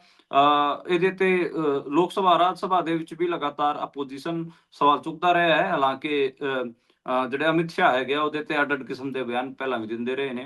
ਹੁਣ ਦੇਖਦੇ ਹਾਂ ਜੀ ਕਿ ਅਮਿਤ ਸ਼ਾਹ ਇਸ ਲੈਟਰ ਤੇ ਕੀ ਜਵਾਬ ਦਿੰਦੇ ਨੇ, ਉਸ ਚੀਜ਼ ਦਾ ਆਪਾਂ ਨੂੰ ਇੰਤਜ਼ਾਰ ਰਹੂਗਾ। ਜੀ, ਪਰ ਅਗਲੀ ਗੱਲ ਜੇਕਰ ਕਰੀਏ ਤਾਂ ਮੇਰੇ ਲਈ ਸੁਣਦਿਆਂ ਹੋਇਆਂ ਇਸ ਨੂੰ ਜਾਂ ਪੜ੍ਹਦਿਆਂ ਹੋਇਆਂ ਜੱਗੋ 13ਵੀਂ ਗੱਲ ਹੀ ਜਾਪਦੀ ਹੈ, ਜਿਹੜਾ ਖੁਦ ਆਪ ਕੋਈ ਵੀ ਨੈਤਿਕ ਆਧਾਰ ਨਹੀਂ ਰੱਖਦਾ, ਉਹ ਵਿਅਕਤੀ ਇਹ ਗੱਲ ਆਖ ਰਿਹਾ ਹੈ ਕਿ ਜਿਨ੍ਹਾਂ ਨੇ ਸਾਡਾ, ਅਸੀਂ 1 ਲੱਖ ਦੇ ਬਰਾਬਰ ਇੱਕ ਮਾਰਾਂਗੇ। ਕਹਿੰਦੇ ਗੈਂਗਸਟਰ ਲਾਰੈਂਸ ਬਿਸ਼ਨੋਈ ਦੀ ਮੈਂ ਗੱਲ ਕਰ ਰਿਹਾ ਹਾਂ, ਕਹਿੰਦੇ ਪਾਕਿਸਤਾਨ ਨੂੰ ਧਮਕੀ ਦੇ ਰਿਹਾ ਹੈ ਪਹਿਲਗਾਮ ਹਮਲੇ ਤੋਂ ਬਾਅਦ। ਲਾਰੈਂਸ ਬਿਸ਼ਨੋਈ ਗਰੁੱਪ ਵੱਲੋਂ ਇਹ ਪੋਸਟ ਕੀਤੀ ਗਈ ਹੈਗੀ ਆ ਸੋਸ਼ਲ ਮੀਡੀਆ ਤੇ ਉਸ ਜਿਹੜਾ ਗਰੁੱਪ ਹੈ ਉਹਨੇ ਜੈ ਸ਼੍ਰੀ ਰਾਮ ਨਾਂ ਤੋਂ ਇੱਕ ਅਕਾਊਂਟ ਬਣਾਇਆ ਹੋਇਆ ਹੈਗਾ। ਤੁਸੀਂ ਆਪ ਲਾਓ ਕਿ ਉਹਦੇ 'ਚ ਹਿੰਦੂਤਵ ਵਾਲਾ ਐਲੀਮੈਂਟ ਬਹੁਤ ਅੱਗੇ ਹੈਗਾ। ਤੇ ਲਾਰੈਂਸ ਬਿਸ਼ਨੋਈ ਬਾਰੇ ਮੈਂ ਪਹਿਲਾਂ ਵੀ ਬਹੁਤ ਸਾਰੀਆਂ ਥਾਵਾਂ ਤੇ ਇਹ ਗੱਲ ਕਲੀਅਰ ਕਰ ਚੁੱਕਿਆ ਹਾਂ ਕਿ ਪਿਛਲੇ 5-6 ਸਾਲ ਤੋਂ ਕਿਤੇ ਨਾ ਕਿਤੇ ਉਹ ਆਪਾਂ ਕਹਿ ਲਈਏ ਕਿ ਇਲੀਗਲ ਯਾਰ ਜਿਹਨੂੰ ਕਹਿੰਦੇ ਨਾ ਆਪਾਂ, ਉਹ ਬਹੁਤ ਸਾਰੇ ਆਪਾਂ ਕਹਿ ਲਈਏ ਕਿ ਬਹੁਤ ਸਾਰੀ ਏਜੰਸੀਆਂ ਦਾ ਇਲੀਗਲ ਯਾਰ ਬਣਿਆ ਹੋਇਆ, ਜਿਹੜਾ ਕਿ ਇੱਕ ਖਾਸ ਏਜੰਡੇ ਨੂੰ ਟੋ ਕਰਦਾ ਗਾ। ਆਪਣੇ ਆਪ ਨੂੰ ਉਹ ਇਹ ਵੀ ਕਹਿੰਦਾ ਗਾ ਕਿ ਮੈਂ ਤਾਂ ਗੋ ਭਗਤ ਹਾਂ, ਮੈਂ ਤਾਂ ਹਵਨ ਕਰ ਦਾਂਗਾ, ਪੂਜਾ ਪਾਠ ਕਰ ਦਾਂਗਾ, ਲੰਗੋਟ ਬੰਨ ਦਾਂਗਾ, ਬ੍ਰਹਮਚਾਰੀ ਹੈਗਾ। ਉਸ ਕਿਸਮ ਦਾ ਪ੍ਰਚਾਰ ਉਹਦਾ ਲਗਾਤਾਰ ਹੁੰਦਾ ਗਾ। ਉਹਦੇ ਬਾਅਦ ਲਗਾਤਾਰ ਇੱਕ ਪ੍ਰਚਾਰ ਇਹ ਵੀ ਹੁੰਦਾ ਗਾ ਕਿ ਉਹਨੇ ਜਿਹੜੇ ਪੰਜਾਬ ਦੇ ਵਿੱਚ ਜਿਹੜੇ ਮਿਲੀਟੈਂਟ ਸੀਗੇ ਉਹਨਾਂ ਨੂੰ ਉਹਨਾਂ ਤੇ ਉਹਨਾਂ ਨੇ ਅਟੈਕ ਕੀਤਾ, ਉਹਨਾਂ ਨੂੰ ਖੁੰਝੇ ਲਾਤਾ। ਇਸ ਕਿਸਮ ਦਾ ਪ੍ਰਚਾਰ ਵੀ ਜਿਹੜਾ ਹਿੰਦੀ ਮੀਡੀਆ ਹੈਗਾ ਤੇ ਗੋਦੀ ਜੀ ਮੀਡੀਆ ਹੈਗਾ ਉਹ ਲਗਾਤਾਰ ਕਰਦਾ ਗਾ। ਹੁਣ ਇਹ ਖਬਰ ਅੱਡ-ਅੱਡ ਨੈਸ਼ਨਲ ਮੀਡੀਆ ਦੇ ਵਿੱਚ ਕਿਸੇ ਨੇ ਇੱਕ ਪੋਸਟ ਪਾਤੀ ਫੇਸਬੁੱਕ ਤੇ, ਉਹਨੂੰ ਸਾਰੇ ਹਿੰਦੀ ਦੇ ਜਿੰਨੇ ਵੀ ਨੈਸ਼ਨਲ ਮੀਡੀਆ ਅਦਾਰੇ ਨੇ ਉਹਨਾਂ ਨੇ ਇਸ ਨੂੰ ਪੋਸਟ ਨੂੰ ਹਾਈਲਾਈਟ ਕਰਕੇ ਅੱਗੇ ਚਲਾਇਆ ਗਾ ਜੀ। ਤੁਸੀਂ ਆਪ ਲਾਓ ਕਿ ਕਿਉਂ ਉਹਨਾਂ ਨੇ ਅੱਗੇ ਹਾਈਲਾਈਟ ਕਰਕੇ ਚਲਾਇਆ ਹੋਊਗਾ। ਤੇ ਇਸ ਤੋਂ ਬਾਅਦ ਉਹਦੇ 'ਚ ਉਹਨਾਂ ਨੇ ਇਹ ਵੀ ਉਸ ਪੋਸਟ 'ਚ ਦਾਅਵਾ ਕੀਤਾ ਹੈ ਲਾਰੈਂਸ ਬਿਸ਼ਨੋਈ ਨੇ ਕਿ 1 ਲੱਖ ਉਹਨਾਂ ਨੇ ਨਿਰਦੋਸ਼ ਮਾਰੇ ਜਿਨ੍ਹਾਂ ਦਾ ਕੋਈ ਕਸੂਰ ਨਹੀਂ ਸੀ। ਉਹਨਾਂ ਦਾ ਅਸੀਂ ਬਦਲਾ ਲਵਾਂਗੇ। ਫਿਰ ਲਾਰੈਂਸ ਬਿਸ਼ਨੋਈ ਗੈਂਗ ਨੇ ਜਿਹੜੇ ਬੰਦੇ ਮਾਰੇ ਨੇ ਉਹਨਾਂ ਦਾ ਕੀ ਕਸੂਰ ਸੀਗਾ? ਉਹਨਾਂ ਦਾ ਕਸੂਰ ਤਾਂ ਉਹਨਾਂ ਦਾ ਵੀ ਨਹੀਂ ਸੀ। ਫਿਰ ਇਹਨਾਂ ਤੋਂ ਕਿਵੇਂ ਬਦਲਾ ਲਿੱਤਾ ਜਾਵੇ? ਲਾਰੈਂਸ ਬਿਸ਼ਨੋਈ ਸਿੱਧੂ ਮੂਸੇਵਾਲਾ ਮਾਰਿਆ, ਉਹਦਾ ਕੀ ਕਸੂਰ ਸੀਗਾ ਦੱਸੋ ਜੀ? ਮੈਂ ਦੱਸਣਾ ਗਿਣਵਾ ਦਿੰਨਾ, ਜਿਨ੍ਹਾਂ ਨੂੰ ਟਾਰਗੇਟ ਲਾਰੈਂਸ ਬਿਸ਼ਨੋਈ ਗੈਂਗ ਨੇ ਕੀਤਾ ਉਹਨਾਂ ਦਾ ਕੀ ਕਸੂਰ ਸੀਗਾ? ਫਿਰ ਬੇਕਸੂਰ ਤਾਂ ਇਹਨਾਂ ਨੇ ਵੀ ਮਾਰ ਰੱਖੇ ਨੇ। ਇਹਨਾਂ ਤੇ ਕੀ ਕਾਰਵਾਈ ਹੋਊਗੀ? ਇਹਨਾਂ ਤੇ ਕੌਣ ਕਾਰਵਾਈ ਕਰੂਗਾ? ਜੀ ਇਸ ਜੀ ਕਿਸਮ ਦੀਆਂ ਪੋਸਟਾਂ ਪਾਈ ਜਾਂਦੇ ਨੇ ਖਾਮਖਾਈ। ਇਹ ਬੜਾ ਅਜੀਬ ਲੱਗਿਆ ਜੀ। ਕਿਤੇ ਨਾ ਕਿਤੇ ਕਹਿ ਰਹੇ ਨੇ ਕਿ ਅਸੀਂ ਜਮਾਤ ਦਾਵਾ ਦੇ ਚੀਫ ਨੂੰ ਮਾਰਾਂਗੇ। ਹਾਫਿਜ਼ ਸਈਦ ਨੂੰ ਮਾਰਨ ਦੀ ਗੱਲ ਉਹਨਾਂ ਨੇ ਕਹੀ ਹੈ। ਪਹਿਲਾਂ ਇਹਨੇ ਹੁਣ ਮਹਾਰਾਸ਼ਟਰ ਦਾ ਜਿਹੜਾ ਬਾਬਾ ਸਿੱਦੀਕੀ ਸੀਗਾ, ਵਿਧਾਇਕ ਸੀਗਾ, ਉਹਨੂੰ ਮਾਰਿਆ। ਉਹ ਵੀ ਬੇਕਸੂਰ ਸੀਗਾ, ਉਹਦਾ ਕੀ ਲੈਣਾ ਦੇਣਾ ਸੀ? ਹਵਾਬਾਜ਼ੀ ਦੇ ਚੱਕਰ 'ਚ ਮਾਰਤਾ। ਉਹਨਾਂ ਦਾ ਬਦਲਾ ਇਹਨਾਂ ਤੋਂ ਕੌਣ ਲਊਗਾ ਜੀ? ਇਹ ਜੀ ਚੀਜ਼ਾਂ ਨੇ। ਹਾਂ, ਮੈਨੂੰ ਲੱਗਦਾ ਵਾ ਕਿ ਇਹਨਾਂ ਨੂੰ ਸਵਾਲ ਵੀ ਨਹੀਂ ਕਰਦਾ ਨਾ ਜਿਹੜਾ ਮੀਡੀਆ ਹੈ, ਉਹ ਇਹਨਾਂ ਤੇ ਉਂਗਲ ਕਿਉਂ ਨਹੀਂ ਚੱਕਦਾ ਕਿ ਇਹ ਤਾਂ ਕਰ ਰਹੇ ਨੇ ਢੋਂਗ ਨੈਸ਼ਨਲ ਹੋਣ ਦਾ, ਵੀ ਅਸੀਂ ਆਪਣੇ ਦੇਸ਼ ਨੂੰ ਬਹੁਤ ਪਿਆਰ ਕਰਦੇ ਹਾਂ। ਜੇ ਦੇਸ਼ ਨੂੰ ਪਿਆਰ ਕਰਦੇ ਹੁੰਦੇ ਤਾਂ ਦੇਸ਼ ਦੇ ਵਿੱਚ ਰਹਿਣ ਵਾਲੇ ਨਾਗਰਿਕਾਂ ਦੀਆਂ ਜਾਨਾਂ ਐ ਨਾ ਲੈਂਦੇ। ਜੇਕਰ ਇਹਨਾਂ ਨੂੰ ਇਦਾਂ ਫਲੈਸ਼ ਕੀਤਾ ਜਾ ਰਿਹਾ ਹੈ ਤਾਂ ਕੀ ਜਿਹੜਾ ਮੀਡੀਆ ਸਵਾਲ ਇਹਨਾਂ ਨੂੰ ਨਹੀਂ ਕਰਦਾ, ਕੀ ਉਹਦਾ ਆਰਮੀ ਚੋਂ ਭਰੋਸਾ ਉੱਠ ਚੁੱਕਿਆ ਵੀ ਹੁਣ ਇਹਨਾਂ ਨੂੰ ਤੁਸੀਂ ਜ਼ਿਆਦਾ ਕਹਿ ਲਓ ਵੀ ਗਲੋਰੀਫਾਈ ਕਰਕੇ ਪੇਸ਼ ਕਰੋਗੇ ਕਿ ਭਾਈ ਇਹ ਬਦਲਾ ਲੈਣ ਦੀ ਗੱਲ ਕਰ ਰਹੇ ਨੇ, ਪਤਾ ਨਹੀਂ ਇਹ ਲੈ ਲੈਣਗੇ ਵੀ ਜਿਹੜੀ ਆਰਮੀ ਆ ਉਹ ਤਾਂ ਬੇਵਕੂਫ ਹੈ ਜਿੱਤੇ ਕਰੋੜਾਂ ਰੁਪਈਆ ਖਰਚਿਆ ਜਾ ਰਿਹਾ ਹੈ ਇੱਕ ਤਰੀਕੇ ਨਾਲ ਕਹਿ ਲਈਏ ਵੀ ਬਜਟ ਦੇ ਰੂਪ ਦੇ ਵਿੱਚ। ਇਹ ਤਾਂ ਸਹੀ ਕਹਿ ਰਹੇ ਹੋ ਤੁਸੀਂ। ਮਤਲਬ ਕੀ ਮਤਲਬ ਨੇਸ਼ਨ ਸਟੇਟ ਹੁਣ ਇੰਨਾ ਜ਼ਿਆਦਾ ਹੌਲੇ ਪੱਧਰ ਤੇ ਕਿਤੇ ਨਾ ਕਿਤੇ ਕੰਮ ਕਰੂਗਾ ਕਿ ਉਹ ਇਸ ਕਿਸਮ ਦੇ ਐਲੀਮੈਂਟਸ ਨੂੰ ਅੱਗੇ ਹੁਣ ਲਾਰੈਂਸ ਬਿਸ਼ਨੋਈ ਤੇ ਕਈ ਸਾਰੇ ਕੇਸ ਇਦਾਂ ਦੇ ਵੀ ਹੈਗੇ ਆ। ਲਾਰੈਂਸ ਬਿਸ਼ਨੋਈ ਖਾਸ ਕਰ ਗੈਂਗ ਦੇ ਕਈ ਬੰਦਿਆਂ ਤੇ ਪਾਕਿਸਤਾਨ ਤੋਂ ਉਹਨਾਂ ਨੇ ਸਮੁੰਦਰ ਰਾਹੀਂ ਡਰੱਗਸ ਦੀ ਤਸਕਰੀ ਵੀ ਕੀਤੀ ਹੈ। ਜਿਹੜਾ ਪਾਕਿਸਤਾਨ ਨਾਲ ਟ੍ਰੇਡ ਕਰਦਾ ਰਿਹਾ ਹੋਵੇ ਉਹ ਅੱਜ ਇਹ ਗੱਲ ਕਰ ਰਿਹਾ ਹੈਗਾ ਜੀ, ਦੱਸੋ। ਇਹਨਾਂ ਨੇ ਜੀ ਕਰਨੀ ਸੈਨਾ ਦਾ ਜਿਹੜਾ ਸੂਬੇਦਾਰ ਅਧਿਕਸ਼ ਸੀਗਾ ਰਾਜਸਥਾਨ ਦਾ, ਸੁਖਦੇਵ ਸਿੰਘ ਗੋਗਾ ਮੇੜੀ, ਉਹਦਾ ਵੀ ਕਤਲ ਕੀਤਾ ਸੀਗਾ ਇਹਨਾਂ ਨੇ। ਮਤਲਬ ਸਮਾਜਿਕ ਬੰਦਿਆਂ ਨੂੰ ਇਹ ਮਾਰੀ ਜਾ ਰਹੇ ਨੇ। ਪਾਕਿਸਤਾਨ ਜੀ ਨਾਲ ਰਲ ਕੇ ਇਹ ਡਰੱਗ ਦੀ ਤਸਕਰੀ ਕਰਦੇ ਰਹੇ ਨੇ ਗੁਜਰਾਤ ਸਮੁੰਦਰ ਦੇ ਰਾਹੀਂ। ਉਹ ਇਹਨਾਂ ਤੇ ਕੇਸ ਚੱਲਦੇ ਨੇ। ਹੁਣ ਇਹ ਦੇਸ਼ ਭਗਤੀ ਦੀਆਂ ਗੱਲਾਂ ਕਰਨਗੇ। ਤੁਸੀਂ ਆਪ ਲਾਓ ਇਹਨਾਂ ਦਾ ਪੱਧਰ ਕੀ ਹੈ। ਤੇ ਇਹ ਮਤਲਬ ਘਟੀਆ ਕਿਸਮ ਦੇ ਲੋਕ ਨੇ। ਇਹ ਆਪ ਬੇਕਸੂਰ ਲੋਕ ਮਾਰੇ ਬੈਠੇ ਨੇ ਤੇ ਹੁਣ ਮੋਰੈਲਿਟੀ ਦੀਆਂ ਗੱਲਾਂ ਕਰਦੇ ਨੇ। ਕੁਝ ਨਹੀਂ ਹੋਣਾ ਜੀ ਇਹਨਾਂ ਦਾ। ਤੇ ਨੈਸ਼ਨਲ ਮੀਡੀਆ ਇਹਨੂੰ ਪ੍ਰੋਪੇਗੈਂਡਾ ਵਾਸਤੇ ਹੀ ਵਰਤ ਰਿਹਾ ਗਾ। ਉਹ ਪ੍ਰੋਪੇਗੈਂਡਾ ਆਪਾਂ ਜੀ ਨੂੰ ਪਤਾ ਹੈ ਕਿ ਉਹ ਐਂਟੀ ਪੰਜਾਬ ਹੈ, ਐਂਟੀ ਸਿੱਖ ਹੈ, ਐਂਟੀ ਮੁਸਲਮ ਹੈ। ਤੁਹਾਨੂੰ ਸਾਰਾ ਪਤਾ ਹੈਗਾ ਜੀ, ਠੀਕ ਜੀ ਹੈ। ਇਹ ਇੱਕ ਮਤਲਬ ਸਾਫ਼ ਹੈ। ਕੱਲ ਆਪਾਂ ਦੇਖ ਰਹੇ ਸੀ ਜਗਮੀਤ ਸਿੰਘ ਦੇ ਹਾਰ ਦਾ ਜਸ਼ਨ ਜਿਸ ਹਿਸਾਬ ਨਾਲ ਹਿੰਦੀ ਮੀਡੀਆ ਨੇ ਮਨਾਇਆ ਹੈਗਾ, ਉਹ ਤੁਸੀਂ ਦੇਖਿਆ। ਨਿਊਜ਼ 18 ਜਿਹੜਾ ਅੰਬਾਨੀਆਂ ਦਾ ਚੈਨਲ ਹੈਗਾ, ਉਹਦੀ ਜੀ ਰਿਪੋਰਟ ਦੇਖੋ, ਉਹਨੇ ਕਿਵੇਂ, ਦੈਨਿਕ ਜਾਗਰਣ ਨੇ ਕਿਵੇਂ ਜਸ਼ਨ ਮਨਾਇਆ ਹੈਗਾ। ਇਹ ਚੀਜ਼ਾਂ ਟੋਂਟ ਨੇ ਵਾਲੀ ਲੈਂਗੁਏਜ 'ਚ ਬਹੁਤ ਉਹਨਾਂ ਨੇ ਹੈਡਲਾਈਨਸ ਲਗਾਈਆਂ ਨੇ। ਇਹੀ ਚੀਜ਼ਾਂ ਤਾਂ ਬਿਆਨ ਕਰਦੀਆਂ ਨੇ ਨਾ ਕਿ ਇਹ ਜਦੋਂ ਬਿਆਨੀਆਂ ਇਹੋ ਜਿਹਾ ਹੁੰਦਾ ਉਹ ਪਹਿਲਾਂ ਹੀ ਸਾਰੀ ਤਸਵੀਰ ਖੋਲ ਕੇ ਮੂਹਰੇ ਰੱਖ ਦਿੰਦਾ ਕਿ ਜਿਹੜਾ ਨਿਊਜ਼ਪੇਪਰ, ਜਿਹੜਾ ਚੈਨਲ ਤੁਸੀਂ ਪੜ੍ਹ ਤੇ ਦੇਖ ਰਹੇ ਹੋ, ਉਹ ਕਿਸ ਬਿਰਤੀ ਦੇ ਨਾਲ ਚੱਲ ਰਿਹਾ ਹੈ, ਉਹ ਕਿਹੋ ਜਿਹੀਆਂ ਚੀਜ਼ਾਂ ਨੂੰ ਪ੍ਰਮੋਟ ਕਰ ਰਿਹਾ ਹੈ। ਉਧਰ ਮਿਲੀਟੈਂਟ ਸ਼ਬਦ ਇੱਕ ਕਹਿ ਲਈਏ ਵੀ ਨਿਊਟਰਲ ਸ਼ਬਦ ਹੁੰਦਾ ਹੈ। ਉਹ ਜਦੋਂ ਸ਼ਬਦ BBC ਵਰਤਦਾ ਹੈ ਤਾਂ ਉਸ ਤੇ ਇਹਨਾਂ ਨੂੰ ਆਪੱਤੀ ਹੁੰਦੀ ਹੈ, ਕਿਉਂਕਿ ਮਿਲੀਟੈਂਟ ਬਿਲਕੁਲ ਤਾਂ ਉਹ ਸ਼ਬਦ ਇਸ ਕਰਕੇ ਵੀ ਵਰਤ ਸਕਦੇ ਨੇ ਕਿ ਉਹਨਾਂ ਦਾ ਵੀ ਮਕਸਦ ਜਿਹੜਾ ਉਹ ਉਹਨਾਂ ਨੂੰ ਕਲੀਅਰ ਨਹੀਂ ਹੋਇਆ ਤੇ ਇਧਰੋਂ ਜਿਹੜਾ ਚੀਜ਼ਾਂ ਨੇ ਉਹ ਵੀ ਉਹਨਾਂ ਨੂੰ ਕਲੀਅਰ ਨਹੀਂ ਹੋਈਆਂ। ਇਸ ਕਰਕੇ ਉਹਨਾਂ ਨੇ ਅੱਤਵਾਦੀ ਕਹਿਣ ਦੀ ਜਗ੍ਹਾ ਉਹ ਸ਼ਬਦ ਉੱਥੇ ਮਿਲੀਟੈਂਟ ਸ਼ਬਦ ਵਰਤ ਲਿਆ ਕਿ ਉਹਨਾਂ ਦਾ ਕੋਈ ਏਮ ਸਹੀ ਹੈ ਜਾਂ ਗਲਤ ਹੈ ਇਹ ਨਹੀਂ ਜਾਣਦਾ ਮੀਡੀਆ ਕਰਮੀ। ਤੇ ਇਹੀ ਤਾਂ ਚੀਜ਼ਾਂ ਨੇ ਨਾ, ਫਿਰ ਜਦੋਂ ਤੁਸੀਂ ਇਹਨਾਂ ਜਿਹੜੀ ਗਲਤ ਚੀਜ਼ ਹੈ ਉਸ ਨੂੰ ਗਲੋਰੀਫਾਈ ਕਰਕੇ ਲੋਕਾਂ ਤੱਕ ਲੈ ਕੇ ਜਾਂਦੇ ਹੋ ਵੀ ਇਹ ਹੈ ਲਾਰੈਂਸ ਬਿਸ਼ਨੋਈ। ਜਦੋਂ ਕੈਨੇਡਾ ਦੇ ਵਿੱਚ ਆਪਸੀ ਥੋੜਾ ਕਲੈਸ਼ ਹੁੰਦਾ ਹੈ ਸਿੱਖਾਂ ਦਾ ਤੇ ਮੰਦਿਰ ਦੇ ਬਾਹਰ, ਜਦੋਂ ਹੋਰ ਭਾਈਚਾਰੇ ਇਕੱਠੇ ਹੁੰਦੇ ਨੇ, ਹਿੰਦੂ ਭਾਈਚਾਰਾ ਇਕੱਠਾ ਹੁੰਦਾ ਤਾਂ ਉਹਨਾਂ ਦੀ ਉੱਥੇ ਲੈਂਗੁਏਜ ਦੇਖਣ ਵਾਲੀ ਸੀ। ਉਹ ਲਾਰੈਂਸ ਬਿਸ਼ਨੋਈ ਨੂੰ ਐ ਪ੍ਰੈਜ਼ੈਂਟ ਕਰ ਰਹੇ ਸੀ ਜਿੱਦਾਂ ਲਾਰੈਂਸ ਬਿਸ਼ਨੋਈ ਉਹਨਾਂ ਦਾ ਹੀਰੋ ਹੋਵੇ, ਕਿ ਲਾਰੈਂਸ ਬਿਸ਼ਨੋਈ ਤੋਂ ਸੂਤ ਆਉਂਦੇ ਨੇ, ਲੱਠ ਲਿਆ ਕੇ ਰੱਖੋ, ਆਹ ਚੀਜ਼ਾਂ ਕਰੋ। ਕੀ ਲਾਰੈਂਸ ਬਿਸ਼ਨੋਈ ਸੱਚੀਓ ਚ ਇਹਨਾਂ ਦਾ ਹੀਰੋ ਬਣ ਚੁੱਕਿਆ ਜਾਂ ਫਿਰ ਉਹਨੂੰ ਬਣਾਇਆ ਜਾ ਰਿਹਾ? ਪੂਰੇ ਇੱਕ ਏਜੰਡਾ ਤੋਰਿਆ ਹੋਇਆ ਇਹਨਾਂ ਨੇ ਕਿ ਅਸੀਂ ਉਹਨੂੰ ਇਸ ਤਰੀਕੇ ਦੇ ਨਾਲ ਨੈਸ਼ਨਲ ਦੇਸ਼ ਪ੍ਰੇਮੀ ਘੋਸ਼ਿਤ ਕਰਨਾ ਹੈ। ਜਦੋਂ ਉਹ ਇੰਟਰਵਿਊਜ਼ ਵੀ ਦਿੰਦਾ ਉਹਦੇ ਚ ਕੀ ਕਹਿੰਦਾ, ਮੈਂ ਗਊਆਂ ਦਾ ਪਾਲਣ ਪੋਸ਼ਣ ਕਰਨਾ ਚਾਹੁੰਦਾ, ਮੈਂ ਦੇਸ਼ ਦੀ ਸੇਵਾ ਕਰਨਾ ਚਾਹੁੰਦਾ। ਇਹੋ ਜਿਹੀਆਂ ਗੱਲਾਂ ਕਰਕੇ ਕੀ ਉਹ ਬਾਹਰ ਆਉਣਾ ਚਾਹੁੰਦਾ ਜਾਂ ਫਿਰ ਉਹਨੂੰ ਸਟੇਟ ਇਹੋ ਜਿਹਾ ਸਾਰਾ ਕੁਝ ਕਰਾਉਣ ਦੇ ਲਈ ਉਹ ਕਰ ਰਹੀ ਹੈ, ਪ੍ਰੇਰਿਤ ਕਰ ਰਹੀ ਹੈ ਵੀ ਤੂੰ ਆਹ ਚੀਜ਼ਾਂ ਕਰ। ਕੀ ਪਤਾ ਸਾਧ ਵੀ ਪ੍ਰਗਿਆ ਜਿਹੜੀ ਹੈ ਉਹਦੇ ਵਾਂਗੂ ਆਉਂਦੇ ਸਾਲ ਨੂੰ ਉਹ ਬਾਹਰ ਲਿਆ ਕੇ ਉਹਨੂੰ ਟਿਕਟ ਦੇ ਦੇਣ ਵੀ ਭਾਈ ਚੱਲ ਤੂੰ ਸਾਡੇ ਵੱਲੋਂ MP ਬਣੇਗਾ। ਐਵੇਂ ਵੀ ਤਾਂ ਵਾਪਰ ਸਕਦਾ ਹੈ ਨਾ। ਬਿਲਕੁਲ ਗੁਰਪ੍ਰੀਤ, ਤੁਸੀਂ ਬਹੁਤ ਨਿਸ਼ਾਨੇ ਤੇ ਸੱਟ ਮਾਰੀ ਹੈ। ਬਿਲਕੁਲ ਸਹੀ ਸੱਟ ਮਾਰੀ ਹੈ। ਇਹ ਏਦਾਂ ਕਰ ਸਕਦੇ ਨੇ, ਇਹਨਾਂ ਤਾਂ ਕੋਈ ਭਰੋਸਾ ਨਹੀਂ। ਜਦੋਂ ਸਾਧਵੀ ਪ੍ਰਗਿਆ ਨੂੰ ਇਹ ਕੱਢ ਸਕਦੇ ਨੇ, ਜਿਹੜੀ ਮਾਲੇਗਾਂਵ ਬਲਾਸਟ ਦੀ ਇੱਕ ਅਹਿਮ ਕਿਤੇ ਨਾ ਕਿਤੇ ਦੋਸ਼ੀ ਸੀ, ਉਹਨੂੰ ਬਾਹਰ ਕੱਢ ਕੇ ਏਦਾਂ ਕਰ ਸਕਦੇ ਨੇ, ਇਹਨੂੰ ਵੀ ਕਰ ਦੇਣਗੇ। ਇਹਨੂੰ ਦੇਖੋ, ਮੈਂ ਕਹਿ ਰਿਹਾਗਾ ਕਿ ਏਜੰਸੀਆਂ ਵਰਤ ਰਹੀਆਂ ਨੇ ਇਹਨੂੰ, ਠੀਕ ਹੈ। ਜੀ ਤੇ ਇਹ ਇੱਕ ਖਾਸ ਕਿਸਮ ਦੇ ਏਜੰਡੇ ਵਾਸਤੇ ਵਰਤ ਰਹੀਆਂ ਨੇ। ਤੁਸੀਂ ਜਿੰਨੇ ਵੀ ਫੈਕਟਸ ਦੱਸੇ ਨੇ, ਭਾਵੇਂ ਜਿਹੜਾ ਕੈਨੇਡਾ ਜਾਂ ਇੰਗਲੈਂਡ ਜਾਂ ਫਿਰ ਅੱਡ ਥਾਵਾਂ ਤੇ ਜਿੱਥੇ ਮੰਦਿਰ ਅਤੇ ਗੁਰਦੁਆਰਿਆਂ ਦੇ ਬਾਹਰ ਜਿਸ ਕਿਸਮ ਨਾਲ ਹਿੰਦੂਤਵਾ ਪ੍ਰੇਰਿਤ ਵਾਲੀ ਤੋਂ ਪ੍ਰੇਰਣਾ ਲੈ ਕੇ ਜਿਹੜੀ ਭੀੜ ਇਕੱਠੀ ਹੁੰਦੀ ਹੈ, ਨਾਅਰੇਬਾਜ਼ੀ ਕਰਦੀ ਜੀ ਜਿਸ ਕਿਸਮ ਦੇ, ਉਹਨਾਂ ਦਾ ਵੀ ਤੁਸੀਂ ਲਾ ਲਓ ਸੋਸ਼ਲ ਮੀਡੀਆ ਤੇ ਜਿਹੜਾ ਪ੍ਰੋਪੇਗੈਂਡਾ ਚੱਲਦਾ ਵਾ, ਖਾਸ ਕਰ ਰਾਈਟ ਵਿੰਗ ਜਿਹੜਾ ਬੀਜੇਪੀ ਨਾਲ ਜੁੜਿਆ ਹੋਇਆ ਆਈਟੀ ਸੈੱਲ, ਉਹ ਜਿਸ ਕਿਸਮ ਦਾ ਇਹਦੇ ਲਈ ਪ੍ਰੋਪੇਗੈਂਡਾ ਕਰਦਾ ਵਾ, ਉਹ ਵੀ ਮਕਸਦ ਸਾਫ਼ ਹੀ ਹੁੰਦਾ ਗਾ। ਤੇ ਬਾਕੀ ਤੁਸੀਂ ਜੀ ਹਾਂਜੀ ਮਨਦੀਪ ਜੀ, ਤੁਸੀਂ ਇੱਕ ਹੋਰ ਚੀਜ਼ ਦੇਖੀ ਹੋਊਗੀ, ਮੈਂ ਕਈ ਵਾਰ ਦੇਖਿਆ ਟਵਿੱਟਰ ਦੇ ਉੱਪਰ ਖਾਸ ਕਰਕੇ, ਉੱਥੇ ਨਾ ਪੰਜਾਬੀ ਵਰਸਸ ਲਾਰੈਂਸ ਦਿਖਾਇਆ ਜਾਂਦਾ ਹੈ ਕਿ ਜਿਹੜੇ ਪੰਜਾਬੀ ਹੈ ਉਹਨਾਂ ਦਾ ਪੀਰ ਲਾਰੈਂਸ ਹੈ, ਉਹ ਲਾਰੈਂਸ ਤੋਂ ਡਰਦੇ ਨੇ। ਇਹੋ ਜਿਹੀਆਂ ਚੀਜ਼ਾਂ ਪ੍ਰੈਜ਼ੈਂਟ ਕੀਤੀਆਂ ਜਾ ਰਹੀਆਂ ਨੇ। ਇਹ ਇੱਕ ਯਾਰ ਇੱਕ ਕੁਝ ਦਿਨ ਪਹਿਲਾਂ ਮੈਂ ਸੋਸ਼ਲ ਮੀਡੀਆ ਤੇ ਵੀ ਆਪਣੇ ਤੇ ਸਾਂਝਾ ਕੀਤਾ ਸੀ, ਇਸ ਤੇ ਵੀ ਤੁਸੀਂ ਟਿੱਪਣੀ ਜ਼ਰੂਰ ਦਿਓ ਕਿ ਇਹ ਇਸ ਚੀਜ਼ ਦੇ ਵਿੱਚ ਕਿੰਨੀ ਕੁ ਸਹੀ ਹੈ ਅਜਿਹਾ ਸੋਚਣਾ ਜਾਂ ਅਜਿਹਾ ਦੇਖਣਾ। ਮੈਂ ਇਹ ਗੱਲ ਕਰ ਰਿਹਾ ਸੀ ਕਿ ਜਦੋਂ ਕੁਝ ਵੀ ਨਹੀਂ ਲੱਭਦਾ, ਕੋਈ ਹਾਈ ਪ੍ਰੋਫਾਈਲ ਕੇਸ ਆ ਗਿਆ, ਸਰਕਾਰ ਨੂੰ, ਪ੍ਰਸ਼ਾਸਨ ਨੂੰ, ਪੁਲਿਸ ਨੂੰ ਹੱਥਾਂ ਪੈਰਾਂ ਦੀ ਪੈ ਗਈ, ਪਰ ਉਹਨਾਂ ਨੂੰ ਕੋਈ ਐਜ ਨਹੀਂ ਮਿਲ ਰਿਹਾ ਉਸ ਕੇਸ ਦੇ ਵਿੱਚ।